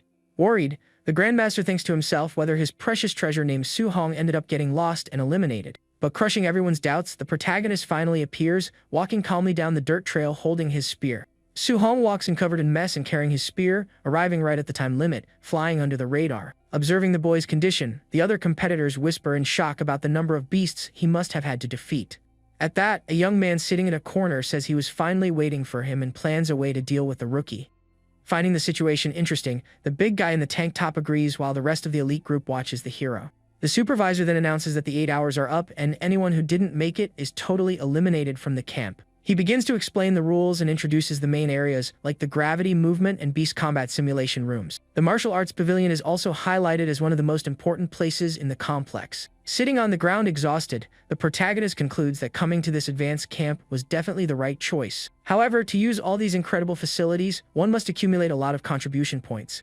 The supervisor in the suit details that the only way to get these points is by passing the training tests with flying colors. Since it's getting late, the man dismisses the healthy students to train and sends the injured straight to the dorms to rest. Already in his individual room, the hero is relieved to have privacy to train and level up without anyone snooping around. He opens the glowing system and celebrates having reached 354 martial value points to spend. Wasting no time, the boy dumps all the points into his mortal body, generating an intense red aura around him. The evolution hits 100%, pushing the fighter's muscles to the extreme limit in a wave of raw power. The red energy continues to burn intensely while his veins pulse with the new strength. Suddenly, the accumulated power bursts, breaking the air and tearing through the space around the room. Panting, Su-hong takes a deep breath, feeling his body return to normal after the aggressive transformation. He clenches his own fist, totally shocked that a simple physical attack is now so terrifyingly strong. Looking at the holographic screen, he discovers he awakened the Overlord's body, the most powerful physique in existence. The system shows that the spirit rating is at 0, leaving the boy curious about the next bizarre evolutions. Casually putting on his jacket, he admits that this new physical structure is absolutely unbelievable. The hero then grabs his spear, leaning against the wall, testing his firm grip on the weapon. Analyzing the material, he realizes it's a Class C alloy and that it almost broke just from his strong squeeze. Lamenting the situation, the young man remembers he spent an absurd fortune to buy this fragile equipment. But then he realizes he got this spear for free from one of the defeated hunters in the wild area. Knowing he can earn points just by using a weighted vest, he leaves the room focused on testing his limits. Arriving at the training warehouse, the massive area is packed with students testing heavy equipment. In the middle of the place, the big guy Wang Tiantu jumps easily while wearing a 3,000-kilogram vest as if it were nothing. Observing the scene, the white-haired female instructor praises the monstrous strength of that impressive brute. In the control room, the team monitors the cameras, praising the power of that huge student's barbarian god physique. The supervisor takes the opportunity to ask Grandmaster Kyun when they are going to warn Su-hong about the danger of the 7 techniques. The veteran explains that prodigies are very arrogant, and any direct warning will only backfire. Therefore, they need to force the rookie to give up on his own, asking right after if the invasion team is ready. One of the instructors agrees, guaranteeing that a surprise attack at night will make the rookies cry a lot. The Grandmaster orders them to send a high-level martial artist to completely crush the hero. Worried about the difference in strength, an employee warns that the boy's vitality is too low for such a fight. Showing no pity, the leader states that if the kid's confidence breaks that easily, he's just garbage. Back at the warehouse, the crowd runs excitedly, announcing that the big guy is heading straight for the gravity room. With the place clearing out, the protagonist decides to go take a look at his rival's performance, too. Before leaving, he notices a self-service machine to grab the wristbands that calculate points. The boy wastes no time and grabs a giant weighted vest from among the leftover equipment. Analyzing the piece, he notices that the material weighs an absurd 10,000 kilograms of super heavy A alloy. Putting on the equipment, the fighter feels the immense pressure crushing his shoulders and admits this greatly affects his speed. Even with all that absurd weight, he takes off in a blazing sprint, cutting through the wind down the base's hallway. Walking calmly, Su-hong reflects that a 5,000-kilogram load is more than ideal for his current training. Watching the muscular veterans pass by, he wonders what weight the brute chose to use today. Arriving at the observation area, the hero approaches the glass, hoping to learn something useful. The giant screen shows Wang Tianchu training in the room with double gravity while still wearing his heavy vest. The crowd watches in awe, calculating that the giant is withstanding a crushing proof of 6,000 kilograms in total. Staring at the screen, the protagonist crosses his arms, thinking the 3,000 kilograms of his rival's vest are way too light. At that, the students notice a rookie struggling to handle just 500 kilograms in the same room. They mock the poor guy fallen on the floor, claiming it's a joke for someone weak to try to compare themselves to a powerhouse. Suddenly, the door opens, and the big guy finally steps out of the extreme training area sweating profusely. Showing off all his tough physique, he rips his shirt, drawing everyone's attention in the hallway. The crowd applauds the display of absurd endurance as the fighter walks imposingly past them. Sighing with relief, the brute admits that the continuous pressure of that gravity is truly terrifying. A guy with white hair praises his strength, but thinks it's crazy for the giant to want to go compete in the movement room now. The mention of a rank A movement technique instantly sparks the interest of Su-hong, who listens to everything from afar. The boy finds that interesting, remembering that the only thing missing from his arsenal is precisely that kind of skill. Inside the movement room, the setting displays advanced technology filled with laser arrow shooters. The audience is in disbelief to see that the difficulty level was adjusted to the absolute maximum. In the middle of the arena, Lin Sing dodges the shots with such absurd speed that the eyes can barely follow. He shows off his fancy technique, leaving a trail of flower petals, wanting to show that he looks very stylish fighting. Finding the skill amazing, the hero begins to copy the movement, and the system marks 1% mastery. The protagonist's eyes shine intensely as he focuses on every detail of the fast veteran's posture. Without a second thought, he steps forward, adopting the exact same dodging stance as the guy in the suit.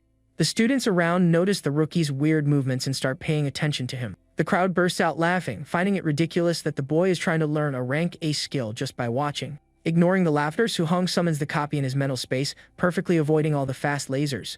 The training in the virtual space accelerates absurdly, making the technique's mastery jump to almost 100% in an instant. With an explosion of blue aura, he finally reaches the basic level of the skill, mastering the steps flawlessly. Exiting the simulation, the boy finds the technique's movements too flashy and even feels embarrassed to use it. Since he managed to steal the knowledge, he decides he doesn't need to stay there anymore and plans to go hunt beasts to earn points. However, all the students stare at the rookie in shock, leaving him confused, thinking he hadn't imitated the handsome veteran's embarrassing pose. The protagonist is confused and wonders if he ended up doing those exaggerated poses in the real world as well. Dying of embarrassment from the scene, he decides he will never again use that veteran's skills as an example. Right then, the veteran himself cuts through the air at high speed using his fancy movement technique. The female students scream, completely in love, asking the handsome rookie to repeat the incredible move. Away from the commotion, Su-hong walks through the base until he notices out of the corner of his eye that he is being followed. The two troublemakers who took a beating from him earlier peek from afar, confirming that the target went to the beast room. With anger in their eyes, they plan to block the door and give the boy a heavy lesson when he tries to leave. Just ahead, the gigantic beast containment building stands tall under the camp's peaceful lighting. Once inside, Su-hong watches from afar the tense interaction between the big guy Wang Tianchu and the skilled Yan. The brute gives a mocking laugh, warning that her spiritual power has no chance against his barbarian god physique. Without backing down, the girl maintains her confidence and fires back, saying he is the one underestimating spiritual readers. Listening to the conversation, the hero gets very curious, since he's never seen this class's combat style in action. Taking advantage of the great chance, he decides to watch the girl's demonstration before going to hunt his own monsters. As soon as he approaches the observation glass, the boy gets a huge scare from the bizarre scene in the arena. Totally in disbelief, he notices that the girl is simply levitating in the air, proving the absurd strength of the spiritual class. The girl's hand glows intensely, firing beams of light that take down 3 high-level tigers in the blink of an eye. Staring at the takedown, the boy is totally shocked, trying to understand what those fast, glowing streaks were. Suddenly, a terrifying giant bear lets out a furious roar, calling the prodigy to combat. The wild beast charges hard, but the young woman uses her spiritual power to easily lock the animal's movements. On the big screen, a colossal sword cuts through the air, destroying the monster's defense without the slightest difficulty. Watching closely, Su-hong finally notices that the glowing lights from before were small flying daggers. He concludes that spiritual readers are absurdly strong for being able to crush regular warriors just by levitating weapons. The crowd of students goes wild in the observation room, screaming in shock as they see the massive power of that giant sword. The spiritual weapon mercilessly sinks into the body of a colossal snake, drawing a cry of pain from the creature. Keeping a cold and focused expression, Ian slices the giant serpent in half, spreading destruction through the arena. The protagonist is amazed to note that the girl manipulates a weapon weighing tons without even touching it. A veteran in a suit approaches, revealing that this is a rank A technique exclusive to the spiritual class. The rookies panic when they discover the power level and ask if the big guy Wang Tianchu also possesses something like that. The veteran assures them he does, while the monitor shows the brute blasting a beast away using pure physical strength. Very excited about the new challenges, Su-hong turns around, planning to steal the giant's technique later, and checks the system. Cracking his knuckles, Su-hong focuses on his goal, declaring he is going to cause total chaos to get points. Outside the arena, the two troublemakers watch their target enter the combat simulator alone. They celebrate the perfect chance, noticing that everyone is distracted by the veterans and the boy is totally vulnerable. However, one of the henchmen's eyes widen in pure despair as he catches a glimpse of the control monitor for the rookie's room. Completely stunned, he nudges his partner, telling him to look at the broadcast screen immediately. The duo goes into absolute shock seeing that the boy selected more than 12 high-level beasts all at once. Desperate, they even consider calling an instructor, thinking the kid is going to get torn to pieces in seconds. Inside, Su-hong assumes an aggressive combat stance, facing the horde of heavy monsters. Overflowing with pure confidence, the boy smiles and gestures with his hands, calling the beast to fight. Answering the taunt, a monstrous scorpion lets out a piercing screech, kicking up dust on the stone floor. The beast attempts an intense piercing attack, but the hero jumps agilely, dodging the lethal claw with ease. Still in mid-air, he gathers a storm of blue lightning spinning violently in the palm of his hand. The electric punch sinks straight into the monster's thick shell, generating a deafening shockwave through the warehouse. Without giving the beast room to breathe, he channels even more destructive energy, preparing the next attack. In an endless festival of pure destruction, the rookie sweeps through the entire pack, leaving a trail of defeat and lightning in the area. Watching the intense battle through the glass, the henchmen break a cold sweat, wondering if that student is really just a normal rookie. One of them immediately recognizes the boy's fast footsteps, confirming it is the handsome veteran's luxury technique. He doesn't understand how a random student got access to an advanced power guarded by such a wealthy family. It quickly hits them that the genius learned it all just by watching for a few minutes, proving that trying to get revenge on him is suicide. Even trembling with fear, the henchman grips the iron bar tightly, refusing to accept such humiliation. Trying to build up courage, the troublemaker argues that the rookie surely won't survive the massive attack from the monsters. Breathing heavily in the middle of the destroyed scenery, the boy wipes the sweat from his face after clearing the first wave of enemies. The duo outside swallows hard, falling into absolute silence as they see the unlikely outcome of the battle. In a matter of minutes, the 10 high-level monsters are already completely crushed on the arena floor. Analyzing the panel, the protagonist sighs in frustration because the whole takedown yielded very few martial points. His expression darkens as he quickly realizes that the stronger he gets, the harder it is to level up in the system. At that, a deep roar echoes from the end of the dark hallway, revealing the glowing red eyes of the next horde. Determined to extract everything from the training, the boy cracks his neck and orders the machine to keep releasing enemies. Responding to the aggressive command, a terrifying beast leaps from the darkness, cutting through the air with sharp claws ready to strike. Fueled by an absurd flaming aura, the hero charges head-on, firing a devastating punch to run the animal over. Su-hong's golden fist crushes the first monster against the ground, generating a shockwave that breaks everything around it. Undaunted, the rest of the pack surrounds a rookie from all sides, trying to find an opening for the fatal strike. However, the dangerous pressure given off by the boy is so terrifying that the beasts themselves begin to step back in fear. With eyes shining with pure hunter's fury, he shouts, demanding the monsters not run away and hand over all their points. Acting like a true predator, the fighter leaps brutally, pulling one of the fleeing beasts by the tail. The combat turns into a true hurricane of wild action, with the protagonist throwing the heavy remains through the air non-stop. On the other side of the glass, the duo of bullies watches the constant flash of intense explosions in the monitoring room. Trembling from head to toe, they decide that revenge is a waste of time and agree to run away from there as fast as possible. Already in the courtyard, the crowd praises Wang Tianchua's performance for having taken down 9 high-level beasts in a few minutes. One of the students notices the henchman's return and laughingly asks if they managed to give the isolated rookie the promised lesson. They hide their shame by ironically agreeing, but thinking they would be completely finished if they had actually pushed their luck. Suddenly, the huge containment doors open, and the instructor announces that the big stars of the camp have stepped out. Sweating heavily, Wang and Yan emerge from the dark hallway, showing off their confidence after an extremely intense training session inside. The scoreboard lights up, revealing 280 points for the big guy and 270 for the girl, shocking everyone. The young woman gives a competitive smile, pointing out that the 10-point difference only existed because of her rival's weighted vest. Seeing the scoreboard, the regular students complain tearfully that they only managed 20 or 10 points in the hunt. But one of them points ahead, wanting to know who won the monster hunting competition. The crowd assumes that the rich kid Lin Sing must have gotten an absurd score and that they can only fight for 4th place.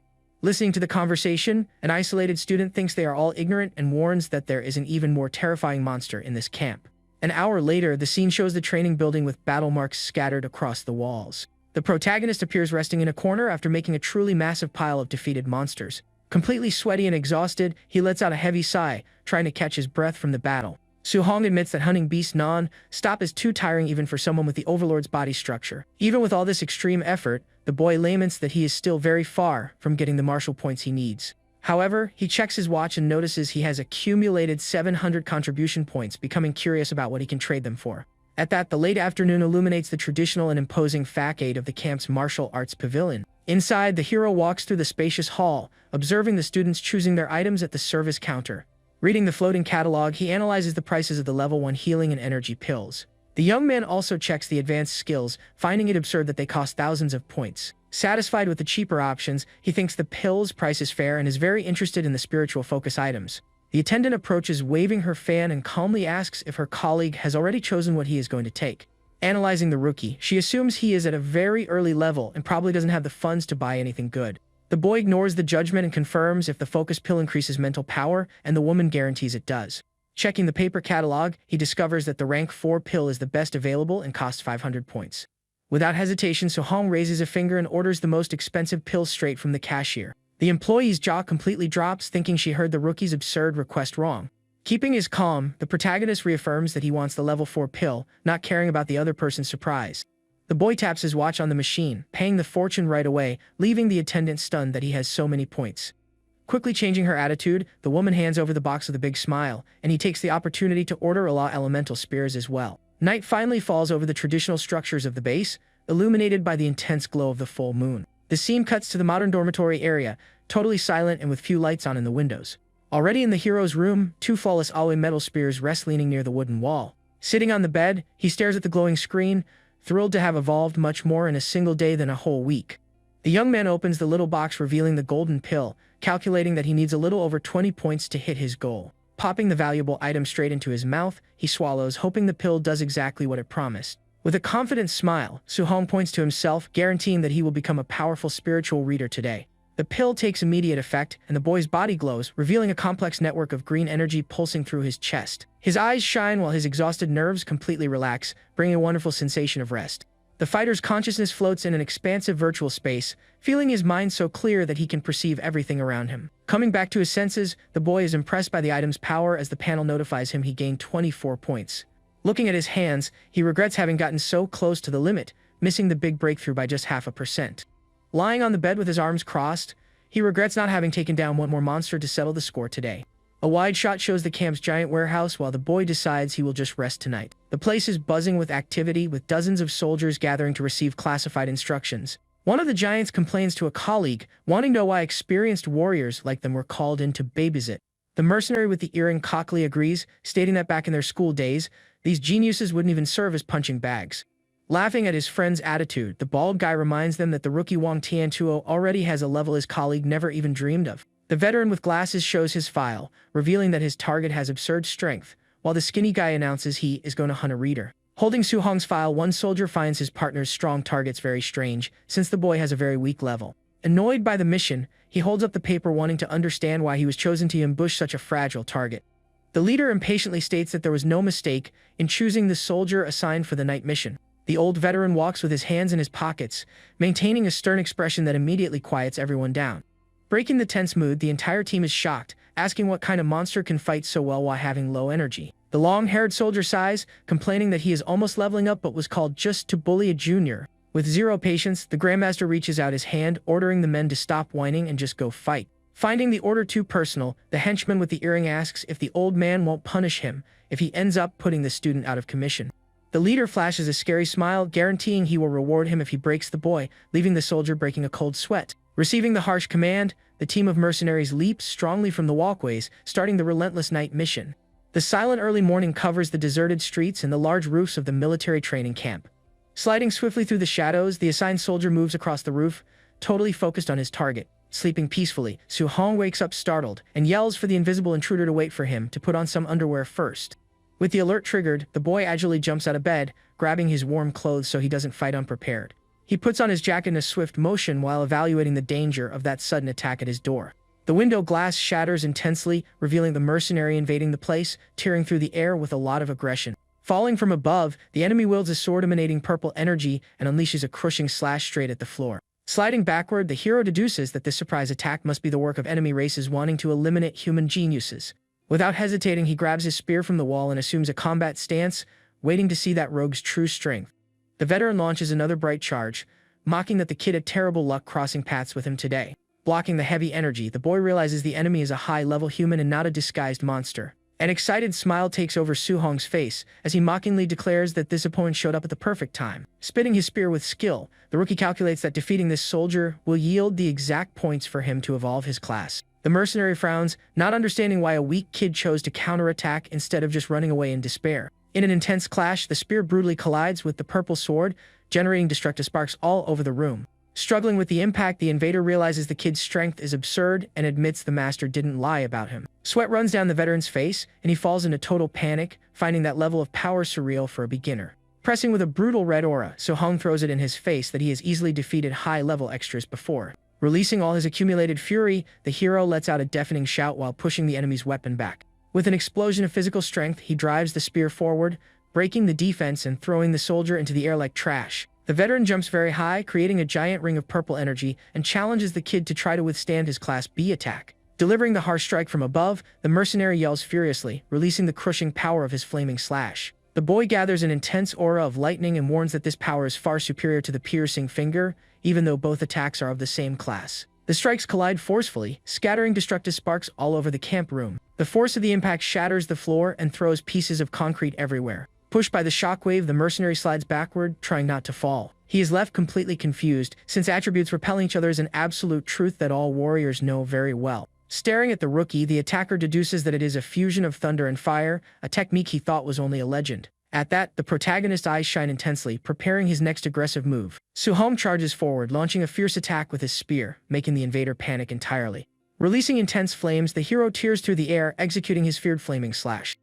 The mercenary tries to dodge the fatal blow, but his defense instantly gives way under the weight of the attack. With a crushing impact, the rookie drives the spear in, creating a gigantic pillar of destructive energy. Taking the hit head-on, the soldier coughs in exhaustion, amazed by that completely ridiculous power level. The veteran's body is thrown with extreme force, breaking through the building's wall and falling outside.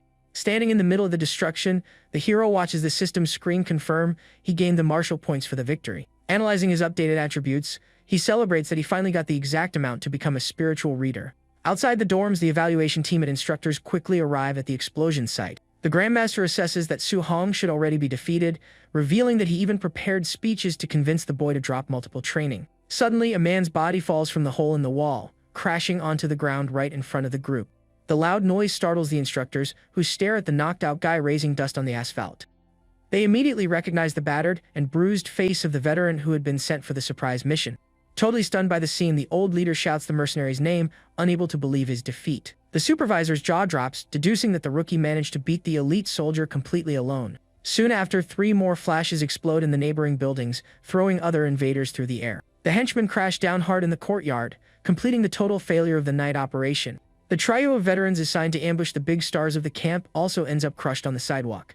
Walking out of the building, the brute tells the Grandmaster to send someone stronger next time, since this one wasn't even enough for a warm up. However, the big guy quickly notices there are 4 bodies lying in the courtyard and finds the math of the situation strange. Floating in her bubble, the girl wonders who managed to win faster than them, thinking the opponent must be very weak. The instructor cuts her theory short and firmly states that soldier right there is by far the most dangerous of the entire group. Analyzing the crisis, the old man reflects that it's normal for prodigies to win, but a rookie humiliating a higher-level fighter that fast is madness. Intrigued by the mystery, the leader tries to guess if the boy used top-tier skills or some special physical constitution. Suddenly, a staff member comes running desperately across the courtyard, shouting that a huge problem has occurred. Keeping his calm, the veteran tells the man to breathe and coldly asks if any student ended up eliminated by mistake. The supervisor pants a denial and reveals that the hero defeated the mercenary using a fused guidance technique. Calmly, the Grandmaster recalls that the boy wanted to test the 7 elements and thinks it's normal that he managed to use something. But in a millisecond, the realization finally hits and the old man's brain short-circuits. Completely losing his posture, the veteran grabs the staff member by the collar, demanding to know if he really fused fire and thunder. Frightened, the man swears he saw everything on the cameras and tells him to ask the knocked-out soldier if they think it's a lie. Lying on the sidewalk, the hurt mercenary mumbles, confirming that he took a double hit of fire and electricity. Shaking the poor guy, the old man yells that the only genius in history took 10 years to do that, while the rookie has been training for less than a month. He lets go of the staff member, shouting to the skies that the student is a true powerhouse and a legendary dragon of humanity. Trying to understand the outburst, the female instructor asks if a fusion like that is really strong enough to cancel out the huge level difference. Curious about the discovery, she questions why the association doesn't encourage this practice if the final result is so incredible. The leader explains that many people tried, but the extreme difficulty ends up breaking the fighter's body and locking their level forever. Amazed by the genius, he points out that the boy has all 7 affinities and imagines the apocalyptic power of fusing them all into a single strike. The old man pictures the hero crushing the greatest emperors of enemy races with a single, devastating, multicolored attack. One of the instructors kills the mood, saying the boss is exaggerating too much, since fusing 2 elements is nearly impossible. Believing the theory, the Grandmaster swallows hard, realizing that if the boy gets stuck on the 3rd element, humanity will lose an absolute genius. At that, the camera operator notes that the protagonist's physical strength crushed the soldier's almost 500 points of vitality. The woman agrees, stating that his raw damage increase far surpasses the famous barbarian god structure of the cocky big guy. Wasting no time, the old man orders a test fight tomorrow morning, putting the 3 greatest prodigies head-to-head against him. Overflowing with absolute confidence, the veteran swears he wants to see the sparks fly when this anomaly faces the camp's elite. Meanwhile, in the isolated room, the cold night wind blows straight through the huge hole open in the concrete wall.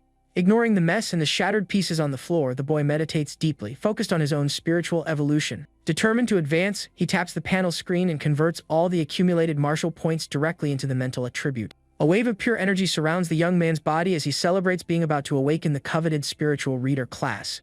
Closing his eyes, he feels a bizarre pressure dominating his mind while a whitish aura takes over the room. Projecting a giant hand of pure light, he describes the strange sensation as if he had gained a 3rd ghost arm. The system beeps, confirming the limit was broken, and the fighter relaxes, making the luminous arm disappear into the air. Very satisfied with his newly discovered strength, he focuses his gaze intently on the broken pieces of his own spear. Pushing his thoughts further, he makes the weapon levitate around the room, celebrating that he can now use the power of his mind, just like the camp's prodigy. Planning for the future, the hero promises himself he will steal both her mental technique and the big guy's offensive skill. The next morning, the base's loudspeakers blare, demanding everyone gather in the courtyard in 1 minute or face losing valuable points. The warning makes the recruits panic, and they start running frantically down the dorm's stairs. The crowd runs, complaining that they barely survived the intense training and the midnight ambush, finding that pace absolute madness. In a few seconds, the crowd of students lines up in the open field, waiting for the next orders from the strict instructors. Arriving very calmly and without rushing, the protagonist finishes putting on his jacket to face the new evaluation. A gray-haired officer praises the class's speed, pleased that no one was a single second late for roll call. With an ironic laugh, the man confesses he expected to see many of them too broken to get out of bed after last night's scare.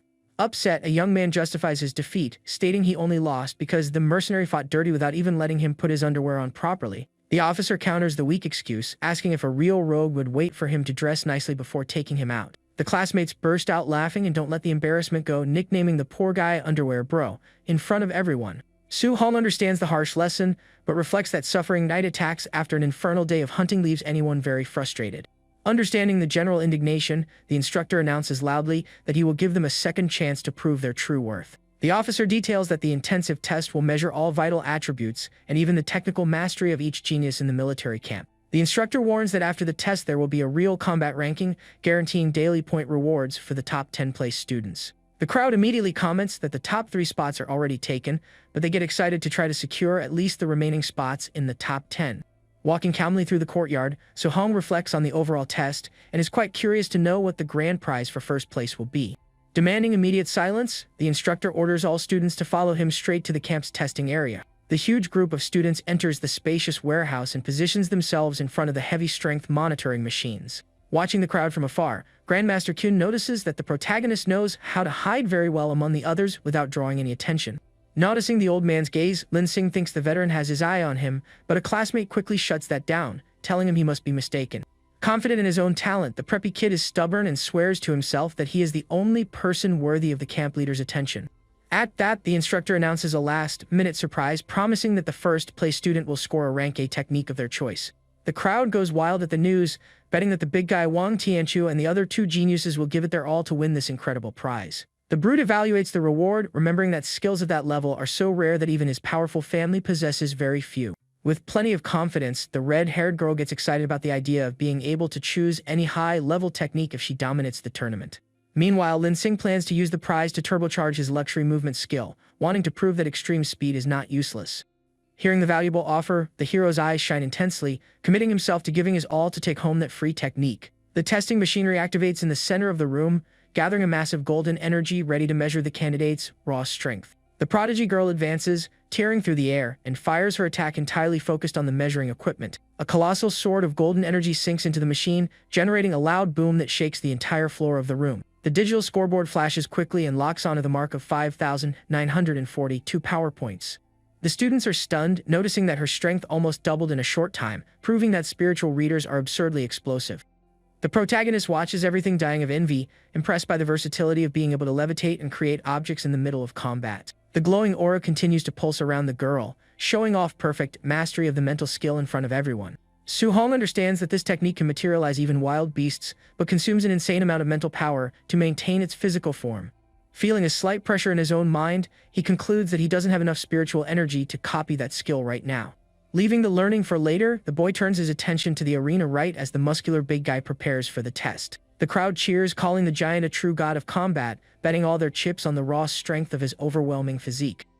Interested in the challenge, the hero wonders what the real power difference will be between this guy's barbarian body and his own extreme physique. Facing the machine, Wang Tiantuo tells everyone to pay close attention because that single punch will prove his absolute superiority. The brute fires a monstrous strike at the target, raising a strong shockwave that sweeps across the testing area. Utterly in disbelief, the students panic, seeing that a purely physical attack almost beat the score of an advanced skill. Evaluating the results on the screen, the Grandmaster nods, quite satisfied with the raw level of his best recruits. Thanking the leader for the praise, the brute guarantees the show isn't over yet and prepares to use his real combat technique. The hero focuses his excited gaze, knowing he is finally going to see his rival's Class A offensive skill in action. A pale, ghostly flame wraps around the giant's hand, gathering a terrifying amount of destructive energy. He lunges, tearing up the arena floor, and fires a strike wrapped in a scary spiritual fire. Recognizing the move right away, the veteran identifies the technique as the feared Bone Ghost Fire Punch. Su-hong remembers seeing that exact skill in the catalog and gets annoyed that it costs a fortune in contribution points. The massive attack collides with the machine, generating an incredible explosion that lights up the entire training facility. With the scoreboard marking over 7,000 points, the crowd is shocked, noticing that this strength is close to the standard of a mid-stage warrior. The Grandmaster congratulates the young man, stating that his family will finally have the high-level master they always dreamed of. Ending the subject, the old man points to the crowd, calling Su-hong to be the next to face the machine's challenge. The whole class feels sorry for the poor guy, thinking that going right after such monstrous displays will be the biggest embarrassment of his life. Ignoring the gossip, the protagonist stops in front of the equipment and confirms with the instructors that the first strike must use only physical strength. Assuming a firm stance, the boy spreads his legs and begins to channel all his intense strength into his arm muscles. He takes a deep breath with a long sigh, calming his mind and locking total focus straight onto the center of the armored target. In the blink of an eye, the fighter sinks his fist with intimidating force, ensuring that the grand prize of the test already belongs to him. The insane strength of the impact shatters the air in the room, throwing dust and debris backward with a completely absurd boom. The digital display blinks frantically and locks on the monstrous mark of 6,551 points. Stunned by the number, the evaluator with glasses drops his clipboard, admitting he severely underestimated this boy's level. A dead silence takes over the entire warehouse, with the students paralyzed, unable to believe what their own eyes are seeing. The yelling breaks out shortly after, with the crowd thinking the machine broke and declaring the rookie as the camp's new powerhouse. The elite trio breaks a cold sweat, feeling the raw pressure, acknowledging they were very arrogant and that his strength level seems to be that of a superior warrior. Not caring about the chaos around him, the hero calmly asks the Grandmaster he can proceed using a special technique. Receiving confirmation from the leader, the boy spreads his feet, planting his base on the floor to ready his second and final strike on the target. The mental space kicks in, accelerating the training insanely and making his mastery of the skill skyrocket in a few seconds. Bathed in ghostly flames, the fighter celebrates that the fire punch suits him perfectly and is super easy to learn. The instructor approaches the Grandmaster, doubting the boy can get a high score since poor families rarely possess strong techniques. With a smirk, the old veteran bets otherwise, eager to see the ace up his sleeve that the prodigy is about to reveal now. Su-hong's eyes shine intensely while the system confirms the basic level mastery of the skill achieved with total success. The students go into absolute shock, seeing the same spectral flame in the rookie's hands and scream in confusion, wanting to know how he learned that. Excited about the power bubbling in his veins, the protagonist advances, promising to test the true damage of that advanced technique. The impact of the hit sinks the equipment's armor, generating a colossal pillar of blue fire that cuts through the entire warehouse. The windstorm created by the force of the punch drags the students backward, desperate to try to see the final score of this apocalyptic attack. The panel reveals a staggering 9,013 points, leaving the crowd yelling that this is already the level of a warrior at the highest stage of Class 2. Holding the boy's outdated data, the instructor calls the document useless trash, while the Grandmaster declares him a true powerhouse. The trio of geniuses swallows their pride, calculating that to have all that damage, the rookie must be hiding a secret vitality greater than 500. Right after, the whole class surrounds the scanning capsule, shouting in indignation and claiming that the health measurement equipment must be broken. Sitting calmly in the technological water of the capsule, the hero shows a real vitality of 137 points, breaking all possible logic. The crowd loses their minds entirely, questioning if a zero is missing on the screen, unable to accept that a physically weak fighter is generating such a massive impact. Totally glued to the scene, the Grandmaster stares at the prodigy's measurements with his eyes locked on the glowing screen without blinking. Putting an end to the chatter, the old man demands immediate silence and announces that the head-to-head matches for the combat rankings are about to start right there. The leader explains that the fights will be by direct challenge, guaranteeing the class a prize for the one left standing without anyone daring to challenge them. Showing a malicious and confident smile, Lin Sing raises his voice in the middle of the crowd, catching the veteran's attention. Without a drop of fear, the preppy kid steps in front of the protagonist and declares that he wants to trade blows with him in the arena. The guy in the suit blatantly states he will use his speed to dodge everything and defeat the hero simply through exhaustion, since his vitality is pathetic.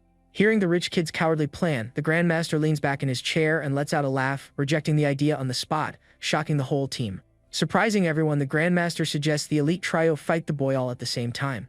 The guy in the suit gets indignant, asking if the old man is underestimating them, while the brute jokes that he's only afraid of accidentally putting the rookie out of commission. Ignoring the fit, the veteran asks for the protagonist's opinion, who maintains absolute calm and says he has no objections. The giant questions if the kid really thinks he has the victory guaranteed. Angrily, Lin Sing calls him arrogant and assures them he can tire the hero out by himself. Wasting no time, the leader authorizes the start of the combat while the competitors take their positions in the spacious arena.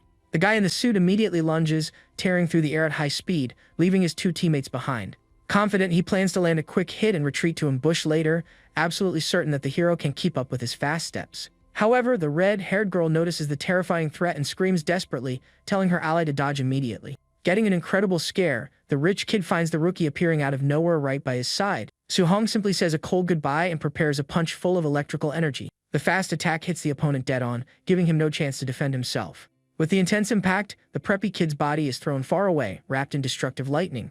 He manages to land sliding on the floor and thanks the girl for the warning, alerting them that the rookie's speed is too dangerous. At that, the hero feels a strange aura locking his body and admits it's the first time he's dealing with this type of mental control. Evaluating the spiritual restriction, the boy quickly realizes the enemy group's cowardly strategy. Determined to break the formation, the protagonist advances with everything he has, focused on taking down the spiritual reader first. The girl goes into shock as she perfectly recognizes the luxury movement technique the rookie is using. The preppy kid also notices his own move being copied and deduces the hero has a double attribute, yelling for his partner to stop him fast. Taking the front line, the brute tells his ally to focus on the mental control while he handles the heavy lifting with brute strength. The giant gathers ghostly flames in his fist and fires his advanced attack at the target. To everyone's surprise, the hero invokes the exact same spectral fire technique, preparing for the clash. Taking advantage of the distraction, the girl raises her hand and casts a powerful spell, ordering the enemy to freeze in place. The green energy traps the protagonist's body, and he admits that this mental restriction is much more annoying than he imagined.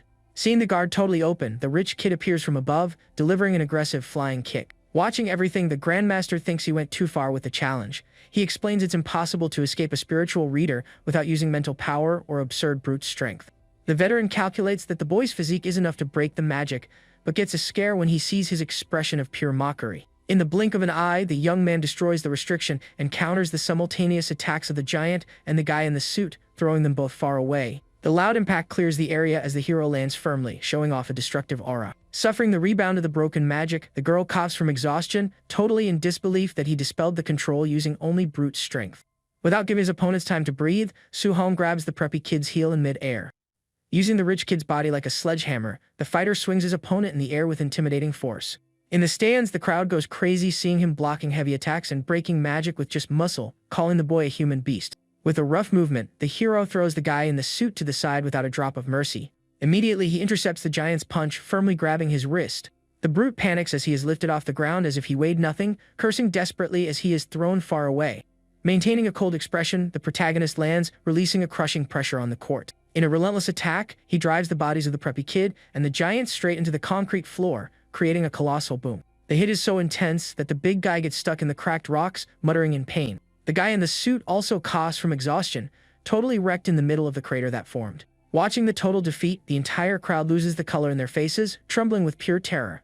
The students stare at the marks of destruction, thinking that display of brute force is too cruel for training. A guy with glasses almost falls backward, hugging his classmate, completely traumatized by the scene. Not caring about the audience, the hero drags the rich kid's unconscious body by the leg as he walks toward his last opponent. The boy's eyes shine with a predatory intensity, focusing exclusively on the spiritual reader. Totally terrified, the girl backs away, raising her hands, and begs him not to get any closer, declaring her immediate surrender. The audience goes into shock, confirming the absurd victory. They can hardly believe the strongest trio fell to a single guy and declare him a literal powerhouse. Cutting through the chatter, the Grandmaster asks out loud if anyone else has the courage to challenge the rookie for the lead. The injured competitors give up on the spot, fearing they will get an even worse lesson, concluding that only an idiot would push their luck now. With that, the veteran declares Su-hong the grand champion and tells the rest of the class to continue competing for the remaining spots with the instructor. The leader calls the undefeated number one to accompany him and get his well-deserved reward at the martial arts pavilion. The boy gets very excited just thinking about getting his hands on another advanced class technique for free. Walking through the quiet courtyard, the old man confesses he has kept an eye on him since day one and asks why he hides his own strength so much. Staying humble, the young man explains he has no rich family to protect him, and drawing attention too early would just make him an easy target. The Grandmaster laughs out loud, praising the boy's intelligence, and reveals he set up this combat tournament just to guarantee resources for him. Teaching him how the world works, the old man warns that from now on he will watch his back against any trouble, as long as he focuses on getting stronger. Soon the duo enters the traditional martial arts pavilion, where the veteran orders the attendant to bring the list of special techniques immediately. The leader advises the boy to analyze the catalog very calmly. Trusting the master's wisdom, the rookie asks for a direct suggestion on what to choose. Curious, the old man asks what skills he already masters, and the young man lists all the advanced attacks of fire, electricity, wind, and the fast steps. The realization hits the Grandmaster hard, as he instantly realizes the boy stole those skills just by watching the rich kid use them a single time. Breaking a cold sweat over the bizarre discovery, the veteran looks at the student out of the corner of his eye, silently confirming that he adopted a truly absurd monster. The receptionist hands over the thick book thoughtfully, very intrigued to know who this rookie is getting VIP treatment from the supreme leader. The veteran points to the book, suggesting that since he has attacks and dodges, the ideal choice now is a control skill called Flame Cage. He explains that regular attacks just stick energy to the body, but control magic requires manifesting power in the environment, something almost no one knows how to do right. Wanting to make the choice easier, the Grandmaster says he knows this move and will do a quick, practical demonstration right there in the room. Showing total satisfaction, the protagonist thanks the old man for his goodwill without revealing his true intentions. The veteran's hand shines with a very strong orange energy as he conjures flames in the air. A complex fire cage forms, and the old man tells the boy not to underestimate the move just because it doesn't cause immediate raw damage. The leader gestures, explaining that the perfect strategy is to trap the enemy with no chance of escape before delivering the final attack. The glowing cage flies across the room, exploding in a wave of heat, proving this tactic guarantees taking down the target in the blink of an eye. However, the old man sighs, lamenting that maintaining the trap and attacking at the same time is impossible for the boy now, since he himself only managed to do that at a very high level. Faking disappointment, the hero waves his hands, turning down the technique, and says if it's that hard, he'd rather choose something else. The Grandmaster finds the quick refusal strange, but reflects with relief that the boy knows how to listen to advice instead of being a stubborn and arrogant genius. Very satisfied with his trick, the young man celebrates having stolen the entire skill through the system, just by looking, and asks the master to look for the next option. Flipping through the old pages, the veteran discards the other styles, and concludes that the only thing missing from the kid's arsenal is good defense. He finally points to the perfect skill called Thick Earth Armor, a technique that creates an almost indestructible spiritual protection on the body. Excited about the idea, the boy agrees to follow the advice, calculating that his physical strength, combined with the defense, will be incredible. Holding the technique book, the veteran asks what the student's special physique is, who calmly answers that it's the Overlord's body. The old man goes into shock, remembering that this is the strongest physique of all. Meanwhile, the hero thinks inventing this might earn him several free techniques. But the Grandmaster soon comments he never heard of that name before. Out of options, the young man confesses he made up the title on the spot. Regaining his composure, Kyun evaluates that the boy's strength is terrifying for having blocked the giant easily, something unheard of for a beginner. Suddenly, the camp leader begins to stammer, seeming to have noticed an absurdly important detail. At that, his phone rings and the old man answers it in annoyance, saying he is busy, but the female employee reports something scary about the fight's record. Hanging up the device, Kyun asks if the rookie fought the elite using a weighted vest. The hero confirms, explaining he didn't want to lose the points. The veteran's heart almost leaps out of his chest as he tries to calm down, repeating to himself that the boy is a monster beyond normal logic. Resorting to common sense, the master tells him to forget the points and take the equipment off immediately, promising several future rewards. The fighter takes off his jacket and the vest, warning that the item is a bit heavy. The pavilion manager quickly offers to take the piece to the warehouse. With the greatest calmness, the hero hands the dark equipment over to the woman. As soon as the weight is transferred, the manager collapses to the floor, making the piece crack the wooden tiles with a violent boom. Crushed on the floor, the woman desperately asks how many kilograms it is. Suhong answers casually that it's just 5 tons. Sweating coldly at the absurdity, the old man hugs the boy, calling him a little monster, and announces he has one more Class A technique to give him. Curious about the gift, the protagonist immediately asks what style this new skill is. The master explains that it's the Thunder Spear technique, one of the most powerful and destructive options among advanced attacks. Kin remembers that a rival from another city uses a spear, suggesting the boy challenge his student to steal the technique.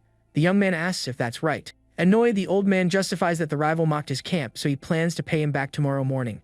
The boy agrees with the plan right away. Later, night falls peacefully, illuminating the windows of the modern dormitory building. Entering his own room, the hero is satisfied to notice that the cleaning crew tidied up all the mess from the previous fight. The system confirms the acquisition of the 2 new skills. Focused, he sits on the floor determined to master the basic level of both before dawn. The next morning in a luxurious office, Grandmaster Jiang receives a call from Chun telling him to prepare the spear technique for a challenge. With a lot of attitude, Jiang tells his colleague to drop the plan, bragging that his camp forged a level 2 wood attribute genius. The veteran keeps showing off, revealing that his student learned an absurd control magic in just 2 days of training. In the testing area, the green-haired prodigy gathers an intense aura, preparing his move. He invokes the wooden prison, conjuring gigantic roots that crush a metal chair in the arena. Soon after, the green branches dissolve in the air, turning into glowing particles. The young man complains in frustration that he failed again. Watching the training, Master Jiang warns that control spells are hard and asks for patience. Overflowing with pure arrogance, the prodigy Lin Chunfeng swears that in just a month he will manage to reach the basic perfection of the strike. Scoffing on the phone, Zhang points out that Kyun took months to learn that and declares that his prodigy cannot be challenged by any weakling. Old Kin tries to reply furiously on the other end of the line, but the rival simply hangs up on his face. Turning to his student, Jiang asks him not to defeat the challenger too quickly and fake a balanced fight so as not to humiliate the guest. Conjuring claws of green energy, the arrogant young man guarantees the master can fully trust his acting skills. On the afternoon of the next day, the sun shines on the huge isolated facilities of the rival city's camp. The loud noise of the propellers breaks the silence of the place as the helicopter lands smoothly on the base. Stepping off the aircraft, the protagonist looks at the flying dust and comments he didn't expect his first flight to be so tense. The duo of guests walks calmly across the dirt courtyard, facing the reception team. Walking with plenty of mockery, Master Jiang approaches demanding to see what kind of genius his old rival brought for the match. With the greatest calm in the world, Chun introduces the hero, pointing out that he uses a spear and is only in the initial stage of Class 1. Jiang bursts into a loud laugh, asking if his colleague has gone senile for treating a low-level beginner like a great treasure. The green-haired prodigy concludes that the level difference guarantees an instant victory, thinking it will be impossible to pretend the fight is hard. Ignoring the mockery, veteran Kyun tells them to start the fight right away because he plans to go home soon for dinner. The entire group moves to a huge open-air combat arena where students usually train hard. In the stands, the local recruits gossip anxiously, hoping the outsider challenger isn't a complete failure. In the center of the courtyard, the local leader asks for everyone's attention to introduce the famous visiting grandmaster. Pointing to the side, he introduces the boy as the great challenger while the hero waves friendly. Frowning on purpose, Jiang makes a point of emphasizing out loud that the rookie is just starting level 1. The entire audience bursts into laughter, asserting that their idol will crush the boy with one hand and mocking the outsider's courage. Sweating coldly, the green-haired prodigy racks his brain, trying to come up with a plan to fight poorly on purpose without looking too fake. Confident in his own student, the local master promises to teach the technique if the boy wins. Kun pretends to be embarrassed by the situation. Jiang pats the hero on the shoulder, encouraging him to do his best in the arena. The young man just politely thanks him for the opportunity. Patting his rival on the back, Old Kin calls his colleague a nice guy, while Jiang totally doubts a beginner can win. Without further delay, the two opponents walk to the center of the huge stone court, catching the audience's attention. The local prodigy draws his sharp sword, telling the rookie not to worry because he will control his own strength. He adopts a relaxed stance with his weapon, waiting for the challenger to get ready for the exchange. Totally tense about the theater, Lin thinks about the huge risk of ending up eliminating the weak opponent with a single accidental strike. Noticing the boy is unarmed, the green-haired young man questions why he isn't using the spear he brought on the trip. Maintaining absolute tranquility, the protagonist raises his fists and announces he doesn't need to use the weapon for now. In reality, he reflects that his skill with the spear is much weaker than his punches, so using the weapon would be a huge disadvantage. Misinterpreting the calm attitude, the rich kid flashes a maniacal smile, calling the rookie a very cocky kid. He lunges aggressively, cutting across the arena, claiming he wants to see where so much arrogance comes from. Closing the distance in the blink of an eye, the swordsman focuses on the target, ready for the first clash. The prodigy sinks the blade into the ground, releasing a massive green shockwave across the scenery. Using his fast wind steps, the hero slides backward, dodging the lethal attack without the slightest difficulty. The young man goes into shock, quickly recognizing opponent's advanced movement skill. Regaining his composure, the swordsman flashes a cunning smile, finding the surprise very interesting. Extending his hand forward, Lin decrees that fast dodges are completely useless against his magic. He clenches his fist with great force, releasing pure energy as he invokes the wooden prison spell. Thick roots burst from the ground surrounding the boy, who immediately realizes it's a martial control technique. The protagonist understands that the rival is truly a prodigy for mastering this, but decides to use his brute strength to shatter the spell. Bathed in intense lightning, the rookie simply kicks the roots, making the trap shatter instantly. Completely confused, the hero is left not understanding anything, thinking it's very bizarre for advanced magic to break so easily like that. Taking advantage of the distraction, Lin flies in with his sword raised and shouts that trapping the enemy for 1 second is already more than enough. Maintaining a sharp gaze, Su-hong turns his face, facing the fatal charge with absolute coldness and precision. With his fist covered in aggressive wind energy, Su-hong prepares his counterattack. The protagonist slides through the air with extreme agility, dodging the root magic with ease. Lin Chunfeng is terrified to notice that the rookie's punch is too fast and will hit him first. Without a second thought, the prodigy resorts to his advanced evasion technique, trying to escape. At that, the hero advances, tearing through the air like a rocket, leaving a trail of destruction on the ground. The charge is so intense that the wind creates a shockwave across the camp's courtyard. Pressured by the chase, the rich kid tries to maintain his posture, impressed by his opponent's brutal strength. Totally bored by his enemy's useless escape, the rookie evaluates that this game is already getting ridiculous. In the stands, the crowd doesn't understand how a mere beginner's strength can break a rank 2 defense.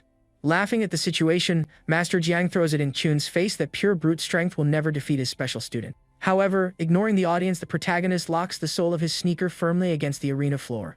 Propelling his own body, he launches into a jump so forceful that it shatters the stone floor. The impact of the launch generates a deafening boom, kicking up a lot of dust in the scenery. A dark trail is left behind, leaving the students speechless at that marriage of speed. Desperate at the fast approach, the prodigy understands that the hero also possesses an advanced movement technique. Dust rises while the frantic charge continues to sweep across the battlefield. The protagonist suggests his rival surrender, acknowledging that pushing a beginner this far already proves his worth a lot. Confused by the sudden pause, Lin is left not understanding anything as he sees his opponent calmly reach out his hand. He goes into absolute panic when the rookie clenches his fist, invoking a concentrated storm of flames. In the blink of an eye, a massive fire trap appears in the center of the court, blocking any escape route. Completely trapped, the rich kid gets a scare finding himself caught in an advanced control magic. Despite the shock, he deduces that the technique will soon fade on its own, since a beginner doesn't have the stamina to keep it up. Seeing the scene, Grandmaster Kyun is absolutely amazed that his student mastered the cage at such a low level. Not understanding his colleague's reaction, Jiang asks why he is so surprised, since Kyun was the one who taught the magic. Disguising his surprise, the veteran hears another instructor comment that mastering 2 attributes isn't even that bizarre. However, the leader breaks a cold sweat, wondering why the flame prison hasn't collapsed yet in the courtyard. The entire arena watches the rookie generate a white electrical spark while keeping the trap burning effortlessly. Lin falls into pure terror at the bizarre possibility of his enemy being able to trap and attack at the same time. Confirming his rival's nightmare, Su-hong says he guessed right and prepares his offensive. The devastating strike is fired straight against the fire protection, aiming to pulverize the prisoner inside. Desperate to survive, the prodigy conjures thick roots, trying to create an emergency shield. But the green barrier is completely shattered by the pure brute force of the enemy attack. Using his sword to absorb the damage, Lin is dragged backward, cursing the crushing power of that blow. Taking advantage of the totally open guard, the protagonist advances, focused on crushing his opponent without mercy. A direct punch hits the rich kid's face hard, sending him flying. The green-haired boy loses his balance, thrown far away by the brutality of the impact. With his clothes torn, he manages to stand up in the middle of the scorching storm in the arena. Immediately, a healing green aura begins to close the open wounds on his battered body. Displaying arrogance, the prodigy demands that the hero not underestimate the spiritual regeneration of a wood body. Facing the scene with great boredom, the rookie calmly admits that just one punch won't solve the problem. With his fists bathed in aggressive flames, he warns that the simple solution is to hit a lot more. The fighter fires a mind-blowing barrage of strikes, ensuring that this miraculous healing won't be able to handle the pressure. Exhausted under the fast attacks, Lin is confident that a beginner's endurance will never surpass his energy. He challenges the hero, wanting to see who will give in first in this extreme test of survival inside the fire. Evaluating that his internal energy is running out, Su-hong interrupts the sequence, backing away to get some distance. The flaming trap dissolves in the air, freeing the exhausted opponent from that scorching prison. Giving a hysterical laugh, the prodigy celebrates the end of the technique and swears he will end the rookie's run. But the joy doesn't last long when he panics, feeling an absurdly heavy pressure coming from the enemy. Covered by huge golden lightning, Su-hong confesses that he didn't want to resort to an attack that burns so much energy. Trembling with absolute dread, the rich kid falls into despair over a beginner managing to generate such a monstrous force. Knowing the fatal danger, he sinks his hands into the ground, screaming that he can't let the hero get close at all. In a pathetic attempt to save himself, Lin conjures gigantic wooden barriers desperately. Cutting through the defenses as if they were paper, the protagonist shatters the green shields with an unstoppable charge. The massive electric hit connects with the target with terrifying violence, piercing through any remaining defense. A colossal pillar of lightning swallows the prodigy, generating an apocalyptic explosion right in the center of the stone court. Lin's totally knocked-out body is thrown through the air like a ragdoll broken by the impact. Landing with extreme style, the winner stands unharmed in the middle of the heavy smoke and the wreckage of the battle. A dead silence takes over the entire military base, highlighting the complete humiliation of the home team. The audience is in disbelief that an initial stage student achieved the absurd damage of a rank S technique. Completely indignant at the embarrassment, Master Jiang yells, demanding to know what kind of freak his rival brought there. Overflowing with full satisfaction, Qin throws it in his rival's face that the boy masters attribute fusion perfectly. Drinking his tea calmly, the old man provokes him by saying his student took only a month to learn this brutal trick. He continues to brag by revealing that the hero trains 7 attributes simultaneously while always maintaining maximum affinity. Faking false regret, the veteran chuckles, saying he ended up saying too much of what he shouldn't have. Master Jiang is paralyzed with horror, trying to process the level of that completely unreal and unfair talent. Taking advantage of his colleague's shock, Kyun collects the bet immediately, demanding the spear and the electric palm as a bonus. The scene quickly cuts to a huge, ultra-modern, and highly isolated training dome. Inside, Su-hong waits patiently for the defeated Master's new instructions in the circular arena. Evaluating the boy closely, the veteran silently admits he has never run into such a huge anomaly in his entire life. Wielding the heavy metal shaft, the man introduces his legendary heaven-breaking divine spear technique. Bathed in strong lightning, he explains that the skill has 9 movements divided into 3 forms of destruction. The master states he would only teach this to level 4 fighters, but guarantees the hero's talent will make everything easier. Assuming a perfect combat stance, he tells the kid to pay close attention to the first attack of the sequence. In a fast spin, the veteran fires the first form, generating a colossal wall of pure blue energy across the court. Without pausing to breathe, Jiang executes the second technique, landing an even more violent and thundering impact. The demonstration continues with a massive wave of pure electrical energy, flooding the entire training environment. Holding his weapon tight, Su-hong feels like just a small boat in a storm, and that any drop of lightning could flip it over. Master Jiang doesn't lose rhythm and advances, landing the third form of his destructive style. Jumping very high, the veteran announces the heaven-destroying strike and brings the spear down with brutal intensity. The impact creates a gigantic tornado of thunder, tearing through the whole room with overwhelming power. Observing the chaos, the rookie realizes the leader held back a lot of strength on the last attack so he wouldn't bring the building down. Even feeling like an ant in the face of this strength, he fully trusts that in the future he will also have the same combat power. The dust finally settles, revealing the two warriors in the middle of the modern simulation arena. Handing over a device, the veteran explains that the technique's instructions are on it and makes himself available for questions. The boy thanks him for his help from the bottom of his heart, but the master cuts the ceremony short, reminding him that a bet must be fulfilled without favors. Keeping his word, Jiang promises to teach the lightning palm skill as soon as the young man masters the first form of the spear. The protagonist's eyes shine knowing that the punch is even stronger, and he decides to focus entirely on learning the weapon fast. Announcing he has business to settle with Grandmaster Chun, the instructor says goodbye, promising to come back later to check on the training. A whole hour passes while the sun beats down on the huge glass dome of the isolated training center. Opening the door, Jiang casually asks if the boy has gotten the hang of it, assuring him he doesn't need to rush since it takes months. Suddenly, an intense golden flash explodes right in the middle of the court, startling the newly arrived veteran. The hero trains frantically surrounded by aggressive lightning, executing the technique perfectly with his spear. He turns to the master, confessing that the style is very difficult, and that for now he has only managed to get the basics down. Overflowing with confidence, the rookie shamelessly asks to learn the lightning palm right away. Master Jiang is paralyzed, breaking a cold sweat, totally amazed and wondering if that bizarre talent is real. Outside, the late afternoon softly illuminates the modern facilities of the military base. Still inside the arena, the veteran remains frozen in place, trying to process the absurd shock. Grandmaster Kyun enters the place asking why his colleague is zoning out instead of teaching the promised technique. Demanding explanations, Chun accuses his rival of holding back, since without guidance the boy could never learn the move. Stammering nervously, Jiang points to the court, muttering that the boy has possibly already learned it all by himself. Bathed in pure electricity, Su-hong excitedly confirms that he finally mastered the new advanced rank skill. The two leaders stare at the kid in awe, with Kyun admitting he tried to prepare himself, but didn't expect such speed. Remembering he was called a genius for taking 3 months to do that, the old man realizes the boy's potential has no limits. Changing the subject to hide the shock, Kyun invites his colleague for a drink and announces they already set up a temporary room for the boy. The dark night takes over the camp, covering the large dormitory pavilion with absolute silence. Sitting on the hard mattress, Su-hong calculates that defeating the elite trio yielded good martial points for his system. Analyzing the glowing interface, he notices that his vital power is very low, and he also needs to level up all other attributes. Focused on strategy, the hero understands that level is the foundation of everything and decides to prioritize vital energy first. The young man sighs in frustration, seeing that the points aren't enough, lamenting that no one else has the courage to challenge him to duels. Looking at the moon through the bedroom window, he curses old Kin, thinking the master should have set up more matches. Meanwhile, in the dining area, Jiang complains indignantly that the old man tricked him, stealing 2 elite techniques at once. The commotion is interrupted by an officer opening the door, relieved to have finally found the 2 leaders. She hurriedly reports that the night training invasion is just awaiting the final order to start. Kyun spits out his drink in absolute shock, remembering at that very moment that his prodigy is sleeping in those dorms. Desperate about the blunder, Jiang orders to cancel the operation urgently, but the instructor informs him that the attack has already begun. On the base's roofs, a masked mercenary asks leader Bu Jinglong why such a strong martial artist is there. The soldier deduces that his presence is only to beat up a boy with a spiritual body on Master Jiang's orders. Joining the conversation, another recruit mocks Jinglong, reminding him that he took a beating from a rookie in a similar ambush. The leader justifies that he underestimated his opponent that time, and guarantees he will never make the same mistake again. Taking the front line, Jinglong puts on his mask and orders the entire squad to attack without mercy. The group of masked attackers jumps through the shadows, tearing through the night wind towards the dorms. In one of the hallways, a soldier tells the green-haired prodigy to rest while he finishes the easy job. Meanwhile, Jinglong invades the protagonist's room, swearing to teach the arrogant rookie a severe lesson. The veteran lunges, readying a fist wrapped in yellow energy, aiming to crush the boy in the first strike. Reacting at the same speed, Su-hong clashes his electric attack, creating a bright explosion that consumes the room.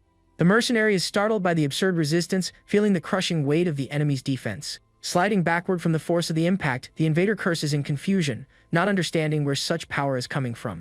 The shockwave throws the two fighters straight into the hallway, right in front of the other mercenary and the green-haired boy. Seeing Su-hong's massive strength, the other invader suggests the local prodigy help defeat the target together. But Lin Chunfeng doesn't waste time and reaches out his hands, quickly invoking his wooden prison in the hallway.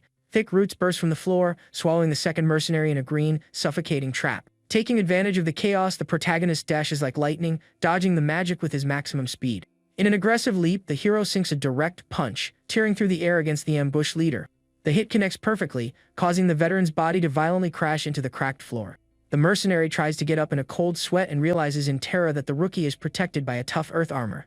Covered in purple energy, Su-hong advances relentlessly while Jinglong questions where this rank 2 powerhouse came from. In a panic, the soldier turns his back and tries to escape, running desperately down the dark hallway. But the fighter intercepts him the next second, driving a brutal knee straight into the enemy's stomach. The veteran coughs, completely losing his strength and collapsing knocked out on the cold floor. Across the hallway, the second mercenary also goes flying, knocked out by Lin Chunfeng's crushing roots. To finish the fight, the hero steps firmly, breaking the ground in an explosion of pure, intimidating yellow strength. Hiding behind the breeze, the green-haired prodigy swallows hard, totally terrified of the massive mess. Several martial points begin to pop up on the panel, while Su-hong looks at the bodies scattered across the destroyed base. Analyzing the system screen, he smiles excitedly for having scored more than 2,000 points, confirming he got rich in a single night. The next morning, the students appear totally exhausted and battered in the middle of the training courtyard. Pointing to the damage, Master Jiang demands that Qin take the blame for the destruction his prodigy student caused at the base. Qin raises his leg, blocking his rival's attack, and fires back, telling him to stop pretending he didn't destroy things too. Shifting focus, the old veteran asks if the boy still needs to learn metal, wood, and water element attacks. With a cunning smile, Qin suggests visiting old friends, making it clear he intends to make more dirty bets. Over the next 10 days, the duo visits several camps, pulling the same scam and leaving a trail of defeated masters along the way. Calmness reigns in the dorm of Su-hong's training camp under the daylight. Inside, the boy meditates intensely while mastering the initial techniques of metal, wood, and water. He breathes a sigh of relief for finally having reached the basic level in these 3 rank of martial arts. Evaluating his system, the hero notes the large amount of points and decides it's the perfect time to increase his vital energy. Immediately, a red aura surrounds the fighter's body as his vitality numbers start to climb. The pressure increases absurdly, leaving the protagonist panting with the intensity of this evolution process. Reaching the necessary mark, he celebrates that he only needs a little more to break through and become a rank 2 martial artist. However, the rookie hesitates looking at the remaining 100 points, unsure whether to improve his spiritual status or his overlord physique. Curious about the result, he decides to take a chance and strengthen his maximum body structure. The system quickly confirms the expenditure of the 100 martial points all at once. The evolution hits the mark of the spiritual body, but the percentage goes up very little.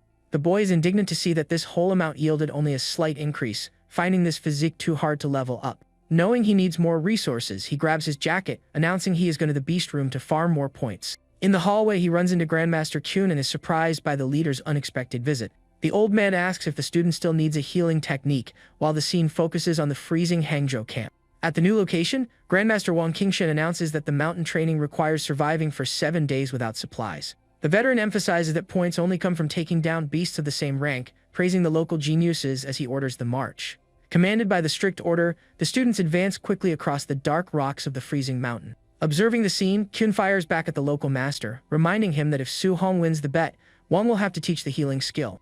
The host accepts the deal, showing confidence that the rookie will never manage to defeat all his rank 2 students. Wang even suggests not letting the rookies see the danger now, since terrorists from the celestial race are prowling the area. With no pity for the kids, old Qin questions how they will get strong if they don't face extreme difficulties in the brutal war. The Hangzhou leader just sighs, acknowledging the weight and coldness of that absolute truth in the martial world. Already deep in the hostile woods, Su-hong advances, firing his spear and promising to return alive as the Grandmaster asks. He unleashes a devastating golden slash, sweeping through the air and shattering everything around him in the blink of an eye. The violent energy sinks into the carcass of a monster, defeating the wild beast cleanly and brutally. Without letting up, the hero conjures a stranglehold of vines, trapping a huge snake in the trees to finish it off. Chaining the attacks, he summons a crushing water dragon that runs over a giant bear, kicking up snow and stone. Walking through a dark cave, the boy reflects on the absurd power of these new techniques, but notices a serious problem. Continuous use consumes a lot of energy, but he sits on the ground, satisfied that he has already farmed enough points to level up. Outside, a mysterious man in a red jacket walks suspiciously through the night forest. The invader stops suddenly, feeling a strange presence hovering in the mountain's dense air. He finds the remains of a defeated beast, surprised that someone is hunting so deep in dangerous territory. The man shouts, demanding the intruder hiding in the cave surrender immediately to have a painless end. With a sadistic look illuminated by a bizarre energy, the villain threatens to take him out if he tries to resist. He evaluates the fallen black tiger's body, deducing that the beast's attacker must have the strength of a rank 2 or 3 martial artist. Busy deep in the cave, Su-hong judges the enemy's tone of voice and concludes this is not someone trustworthy. The boy hesitates, not knowing if he can defeat a rank 4 right now, even having just broken through his own level. Determined not to become prey, he lunges like lightning covered in blue energy, planning to escape that tight spot quickly. The villain notices the explosive movement coming from inside and prepares for the fatal strike. With an evil smile, the invader clenches his flaming fist, celebrating that the rat finally showed its face. But Su-hong surprises him by breaking the ground with a fast and sharp wind attack. The enemy slides backward to dodge the impact, shocked to realize the boy is only a rank 2 in the initial stage. The man runs to attack, mockingly confessing that he loves crushing lucky geniuses more than anything. However, the villain stops his steps suddenly, totally confused by his supposed victim's unexpected reaction. Stopping in the snow, Su-hong holds his spear and asks in a sharp tone why the scumbag stopped running. The boy evaluates the strength revealed by the enemy and states that he is only a rank 3, admitting he overestimated him at first. Noticing the bizarre tattoo on the rival's neck, the protagonist identifies the symbol of the demonic cult of various races. He remembers that these terrorists despise humanity and sacrifice innocent people in exchange for monstrous rewards. Overflowing with pure hatred and bathed in an intense aura, the hero swears that trash like this enemy deserves only to fall. The cultist draws his own flaming blade, finding the audacity funny, and tells the kid to push his luck. Delivering a heavy vertical strike, the invader fires the Heaven Sun Slash, sweeping the scenery with dense flames. Not underestimating the combat, Su-hong advances, determined to use all his strength right away in his first fight against a rank 3. The boy channels a massive golden energy, spinning the spear and invoke his overwhelming rank A technique. The storm of lightning and flames swallows the enemy's move, destroying the cultist's charge with a crushing impact. The villain loses the color in his face, completely in disbelief, seeing his own attack dispelled as if it were nothing. Indignant, he wonders how he is losing ground, being a whole level higher than his opponent. Overcome with fury, the man lunges, cutting the air, and curses the kid, asserting he is just asking to perish. At that, a violent flash blinds the cultist, stopping his charge suddenly in the middle of the snow. The hero slides majestically, planting his feet firmly while the flashing wall blocks any advance from the enemy. The protagonist keeps his cold gaze, fully releasing the destructive power of his new martial form against the cornered target. The terrifying energy surrounds the cultist, who tries to step back, admitting in terror that this force is much greater than his own technique. Suddenly, thick vines burst from the snow, trapping the invader's leg in a firm and relentless hold. Desperate, the man yells upon recognizing wood control after the opponent had already used water and thunder. With no escape, he is completely swallowed by the thunderous impact of the electric storm that devours the mountain. The dust finally settles, revealing the giant crater of shattered ice left by the absurd hit. Walking calmly through the trail of destruction, Su-hong tries to understand if the enemy dodged using some bizarre trick. Nearby pieces of earth magically gather, reconstructing the body of the severely injured cultist. The villain gets up panting, confessing that he clashed head-on with an absolute monster instead of a normal human genius. With his chest glowing an intense red, he glares at the rookie, swearing there is nowhere left to run. A grotesque transformation takes over the enemy's body, sprouting rigid scales and a purely demonic aura. The hero prepares for the worst, thinking this insane mutation is crazy and concluding that the people in this cult have lost their minds. The newly formed monster sinks its claws into the ground with blind fury, wanting to tear the boy apart right there. The two opponents clash their fists brutally, shaking the ice cave under the crushing impact of the collision. Flying backward, the bad guy warns that if the sacrifice ritual is completed, he will become a relentless and fatal celestial being. Wasting no time, Su-hong raises his hand and quickly conjures the flame cage magic, leaving the monster completely shocked. The boy concentrates fire into his fist with an expression of pure determination to finish the enemy off. The columns of fire explode from the ground and trap the bizarre creature in a scorching circle with no escape route. Taking advantage of the trap, the hero advances with everything he has and fires the piercing spear's destruction, tearing through the opponent's defense. The golden weapon covered in electricity pierces the cultist's body with a devastating impact. A brutal explosion of energy sweeps through the entire cave, lighting up the place with an intense light. With his body crumbling bit by bit, the villain pants in terror and calls the boy a monster. Right after, the creature's head shatters completely, turning to nothing but ashes on the floor. Analyzing the system, the rookie is impressed to see that the reward for taking down a cultist is gigantic compared to beasts. He quickly remembers the enemy mentioned a sacrifice and suspects the gang must have already captured humans. Because of the imminent danger, the boy decides he needs to warn the Grandmaster as fast as possible. Meanwhile, in the isolated Hangzhou training camp, the leaders are already discussing the situation. Grandmaster Wang reveals that Su-hong found the demonic cult and they are preparing a bizarre ritual using hostages. Old Wang asks if Grandmaster Kyun is really just going to sit drinking tea instead of rushing to save his special student. Totally relaxed, veteran Kyun takes a sip and announces that the boy has already crushed the enemy, telling his colleague to believe whatever he wants. 3 full days pass, showing the destroyed remains of another monster scattered across the forest floor. Leaning against a tree, the protagonist sighs in frustration, complaining that he has already taken down many beasts, but no other cultist has appeared. The panel reveals he has accumulated a little over 800 points, a much smaller profit than defeating terrorists would yield.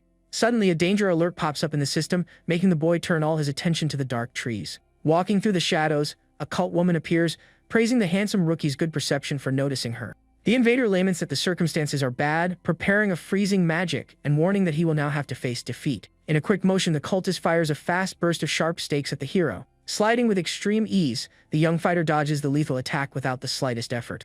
Brimming with pure excitement, the boy thinks it's excellent that his enemies are showing up for free to give him points. The protagonist raises his hand and quickly invokes the water dragon technique with an intimidating aura. A massive torrent of pure aquatic energy rushes to swallow the woman in the middle of the forest. Desperate at the imminent impact, the cultist uses her red whip to try to tear the attack apart in mid-air. But Su-hong appears stealthily behind her back, whispering in her ear that she arrived at the perfect time to reveal the cult's base.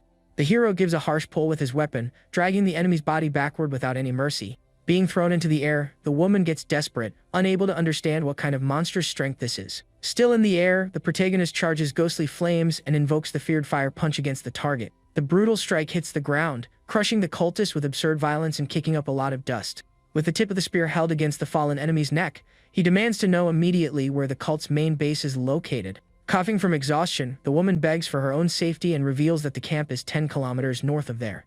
Pressing the weapon, the boy continues the interrogation, asking how many martial artists came on the mission. Terrified, she confesses that there are 3 rank 3 fighters and a dozen rank 2 warriors in the group. Su-hong calculates quickly that he has already eliminated 2 strong lieutenants, concluding that clearing out the rest will yield plenty of points for him to evolve. Suddenly, the woman screams furiously and undergoes a bizarre mutation, growing wings, warning that the boy underestimated her and will pay dearly. Gliding full of arrogance, the cultist brags that her strength has now doubled and is more than enough to crush him. Bathed in intense lightning, the hero decrees that the cult has committed too many sins and he won't let any of them walk away today. With a terrifying explosion of electricity, he takes the woman out in mid-air, demanding she just hand over the points already. The panel soon confirms the receipt of the prize, leaving the fighter quite satisfied with the easy profit. The scene changes, revealing the demonic cult's sacrifice base made up of ancient pyramids hidden in the valley. Surrounded by terrorists, the hostage students realize they were tricked and that the enemy henchmen aren't really that strong. But the hope doesn't last long when the giant blood commander points his finger and orders the total elimination of the young people. The henchmen advance eager for a fight, yelling that they hate human geniuses and will take them all down as a sacrifice. Standing back to back, the 3 prodigies prepare for the final fight, promising to take the enemies down with them. Far away on the top of the mountain, Grandmaster Kyun watches everything and praises the impressive courage of Hangzhou's elite. Master Wang agrees, finding their stance admirable, but suggests waiting for the situation to get a little tighter before intervening to save them. Exuding pure confidence, veteran Kyun calmly says it won't be necessary for any of them to get their hands dirty today. Pointing to the sky, he reveals that his little monster is already dropping straight onto the battlefield to save the whole class. Annoyed by the arrogance, Wang asks what his colleague has been drinking to think a beginner student can face rank 3 fighters. Back in the arena, one of the prodigies blocks a heavy attack and yells for his friends to fall back, swearing that if they go down together. The giant commander fires a brutal, reddish shockwave, decreeing that no one will escape from there. In the blink of an eye, the protagonist appears like a dark blur in the middle of the smoke, intercepting the entire area. The villain's cowardly charge misses the target and sinks into the stone floor, creating only destruction and empty space. Soon after, one of the cult's henchmen is forcefully thrown and pinned to a tree by the hero's spear. The terrorists stop their charge, totally in shock, looking desperately for whoever was responsible for that. Bathed in golden lightning, Su-hong charges like a flash into the middle of the pack and sinks his fist into a cultist's face. Without losing the momentum of his absurd speed, the boy crushes another enemy with a terrifying electric knee strike. Spinning his own body in a relentless dance, the protagonist gathers more electrical power in his hands. A ruthless rain of lightning palms is fired at the group, crushing the enemy defenses all at once. With the henchmen fallen all around, the hero lands with style and calmly asks if the hostages are alright. The students recognize him on the spot, totally stunned that he wiped out rank 3 warriors in a snap of his fingers. Watching from high up, Wang panics seeing that the boy used healing magic to attack and has already broken through to rank 2. Showing off his pride, Master Kyun agrees, finding the growth speed of the student who arrived at camp as a beginner to be ridiculous. At the base, Su-hong takes the front line and tells the whole class of geniuses to flee first while he handles the heavy lifting. One of the guys thanks him, but warns him to be very careful with the dozen advanced warriors scattered around the place. The boy's eyes shine with pure greed as he calculates the absurd profit of that, staring at the villains if they were a real gold mine. Furious at the takedown of his gang, the Blood Commander charges like a tractor, cursing the hero and promising to crush him. The giant jumps, throwing a colossal reddish punch aiming to turn the rookie into dust right there. However, Su-hong takes a simple step back, dodging the massive impact that only shatters the ground for nothing. Calling out for the next in line, the fighter ignores the boss and sinks his electric hand into the chest of another cultist who is passing by. The rest of the terrorists step back, trembling in absolute dread, begging the boy not to get any closer to them under any circumstances. One of the mercenaries flees desperately, climbing the stairs of the pyramid and screaming for the boss to save them from that terrifying powerhouse. Pulling in the air strongly, the giant commander begins to absorb all the heavy energy around him. The villain raises his arms among the fallen bodies, guaranteeing that their sacrifice will not be forgotten and that this is all for the greater good. At that, Su-hong notices something strange and sees the essence of the defeated beasts floating in the air. The dark fluid flies straight towards the ancient pyramid, leaving the boy totally confused by the bizarre phenomenon. Bathed in a dark red aura, the cult commander enters a trance while the hero deduces that this is the so-called sacrifice. Suddenly, a pair of golden wings bursts from the enemy's body, who insults the human race with pure contempt. Showing off his arrogant angelic form, the celestial being demands to know why no one kneeled before his noble presence. Without waiting for an answer, the winged monster descends from the sky like a golden meteor, tearing through the air straight towards the battlefield. Far from feeling fear, the protagonist gets excited imagining how many absurd points he will score by taking down a real celestial. Glaring at the boy from up high, the villain calls the hero an ant and asks who gave him permission to look up. Taken over by divine fury, the winged monster fires a fast attack, declaring that the rookie will pay for his insolence with his own defeat. The protagonist's eyes widen in surprise, mentally admitting that the speed of that charge is very terrifying. But using his insane reflexes, he raises the shaft of the spear and blocks the heavy hit, generating a shockwave across the courtyard. The impact of the collision is so intense that it shatters the rocks around them under the crushing pressure of the two forces clashing. Finding the block interesting, the Celestial is impressed that such a talent exists among the youth of humanity. Sliding backward after the impact, the boy checks his own hand and admits that the physical strength of this race is absurdly heavy. Floating with a superior pose, the villain confesses he intended to just sweep away the human trash, but decides to eliminate the hero right away to avoid future problems. Suddenly, the angel's face begins to crack, and he curses the weak human body that is already crumbling before reaching level 4. Ignoring the damage, the Celestial boils with golden energy, guaranteeing that the peak of level 3 is more than enough to crush the boy. Putting the pieces together quickly, the protagonist understands that the enemy is not a real divine being, but just a possessed human breaking under pressure. Totally confident, the boy warns that the outcome of the fight is wide open and invokes the Thunder Punch with an aggressive storm of lightning. The two collide in a mind-blowing sequence of electric strikes and brutal hits that sweep the entire arena in the blink of an eye. Watching from afar, Master Wong praises the angel's defense, but Qin replies that the absurd thing there is his own student's bizarre power level. The veteran is amazed to see the rookie pressuring a mythical creature in just hand-to-hand combat, even being a whole level below his opponent. Down below, the winged villain takes a solid punch in the middle of the fast exchange and can't hide his dread in the face of that immense strength. Taking advantage of the perfect opening, the protagonist finally sinks his fist in, throwing the divine body forcefully to the other side of the ruin. Skidding across the stones, the monster demands to know what the boy's physique is, indignant at being forced back down to a mere human and brute strength. Exuding mockery, the hero asks if the enemy is already tired and calls him to direct combat, wanting to test his own limits more. Bathed in the red aura of the Overlord's body, he celebrates that he finally doesn't need to hold back for fear of taking someone out by accident. Facing the broken angel, the fighter laments that the enemy vessel is so fragile, wishing to fight against the real body to have a worthy challenge. Consumed by pure humiliation, the angel completely loses his posture and yells indignantly for being treated like trash by an ordinary human. He raises his hand to the heavens and conjures a giant magic circle, announcing he will use the legendary power of the divine treasure. Several golden portals open in the air, firing fast sacred spears with a totally crushing intent.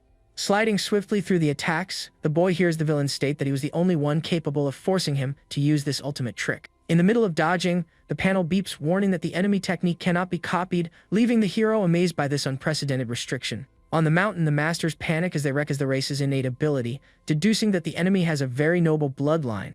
Master Wong begs to intervene before the genius falls, but old Qin keeps his calm, telling him to wait for his student's ultimate attack. Annoyed by the stubbornness, the local leader is shocked to hear the report that the rookie has perfect affinity and has mastered the insane fusion since stage 1. Increasing the glow of the divine weapons, the winged monster confesses that if the boy keeps evolving, he will become a total nightmare in the future. Showing no mercy, he launches the relentless Golden Storm, declaring the human prodigy's definitive defeat. Facing the rain of destruction falling from the sky, the protagonist plants his feet firmly on the stone floor, preparing his own lethal counter-offensive. With eyes sparkling with electricity, he coldly states that the angel was also the first to force him to fight completely seriously. The young fighter channels his absolute limit into the weapon and announces he will use the third and most dangerous form of his special combat style. Leaning his weight on his base, he fires the spear in a monstrous beam that explodes, tearing through the clouds to intercept the divine judgment. The two colossal forces clash head-on, creating an apocalyptic explosion that lights up the entire valley with golden lights and brute lightning. The celestial being is completely astonished and paralyzed as his ultimate technique is crushed by the rookie's colossal charge. With his face melting from the absurd pressure, the villain yells indignantly, refusing to accept that his divine power failed like that. A pillar of pure energy sweeps the angel away relentlessly, generating a violent boom that clears the entire arena in a wave of blinding destruction. When the flash finally fades, only scorched pieces and ashes remain scattered from the defeated villain's body in the middle of the ruin. In the center of the gigantic crater of destroyed stones, the hero stands firm, holding his spear as the great and only winner of the battle. Watching the system beep with a huge bonus of points, the boy is very satisfied, admitting that hunting that fake angel was very profitable. Suddenly, old Kyun comes running up all relieved, calling the boy his dear and precious treasure of humanity without any shame. Master Wong almost freaks out with excitement over the bizarre victory, while the young man doesn't understand the excessive emotion for just crushing a fake angel. On the contrary, the rookie reflects very seriously that he was pushed to the limit by a common member, and that the geniuses of that race must be terrifying. Noticing Master Shock, the kid agrees, thinking that beating a low-tier celestial really isn't cause for celebration, leaving the old men stunned. After the crisis, time moves forward 4 days, covering the traditional military pavilion where the special camp comes to an end. Staring at the scoreboard dominated by Su Hong by a landslide, a jealous student complains that a mere beginner would never do that without purely cheating. Hearing the gossip, the brute defends the hero loudly, guaranteeing that the boy crushes even experienced warriors in a single absurd strike. Not seeing the protagonist in the courtyard, the class asks where he is, and they soon find out that the local leader is teaching him magic personally. Outside the room, the local master grumbles in terror at the learning speed, while old Kin laughs, warning that he'll soon get used to it. Inside the private dojo, the protagonist meditates silently in the center of the room, focusing his spirit on the new healing technique. A green glow covers his skin, closing old wounds, and he praises the absolute power of being able to erase even old scars. Checking the interface, the fighter plans to invest the points to reach level 2 mental strength and pump up his vital energy all at once. Far away in vast space, angelic clouds cover the majestic and colossal architecture of the divine temple on the celestial race's main planet. Kneeling in the golden hall, a servant is interrogated about the unacceptable shame of losing to a lower-level human kid. Trembling slightly, the angel confirms the story and tries to justify the pathetic failure by stating that this specific boy is a complete anomaly. The divine leader summons the elite warrior, who soon appears stepping out of the shadows of the hall with a cold posture to answer his lord's call.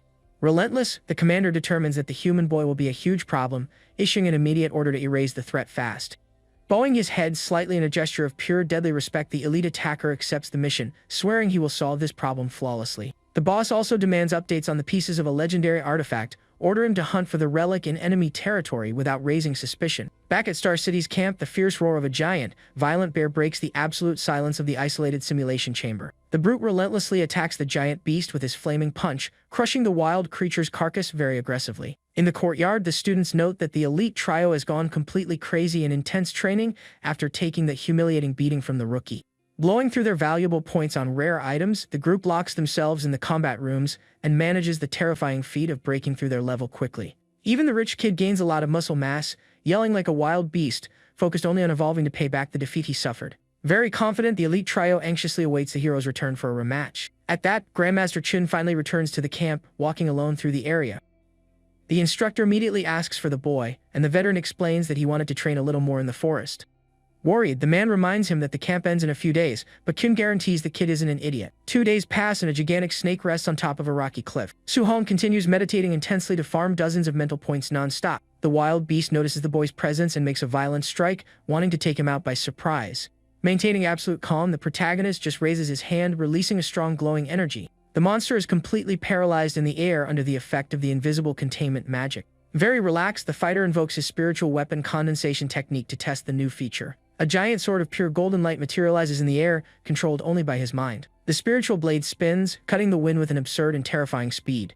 Without the slightest effort, the weapon sinks into the creature, slicing the snake's tough body immediately. The boy finds the destructive power of the level 2 mental class truly scary. Bathed in different energies, he notices that the mental advancement now allows him to fuse 3 attributes at once. Combining flames, thunder, and metal, the energies collide and become extremely volatile in his hands.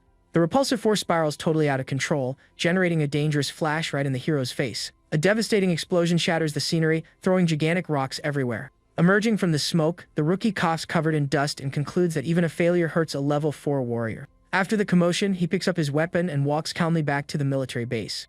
As soon as the hero steps into the camp, the crowd yells to warn the brood about his return. Grandmaster Kyun crosses his arms, asking if the trio really is that certain of victory this time.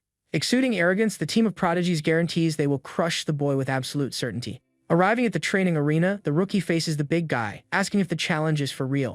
The brute flexes his muscles, announcing that all 3 of them reached level 2 and he can win on his own now. Acting very casual, the protagonist stammers and tries to explain his current situation. Releasing a monstrous reddish aura, the boy reveals that he also reached level 2 on the trip. The trio goes into shock, but the girl stands her ground, stating that she is also an advanced spiritual reader. Suhong doesn't even waste time chatting and quickly invokes the art of weapon condensation right in the sky. A colossal sword of light descends with full force, making the entire courtyard tremble. Caught by surprise, the young spiritual reader is thrown backward by the windstorm of the strike.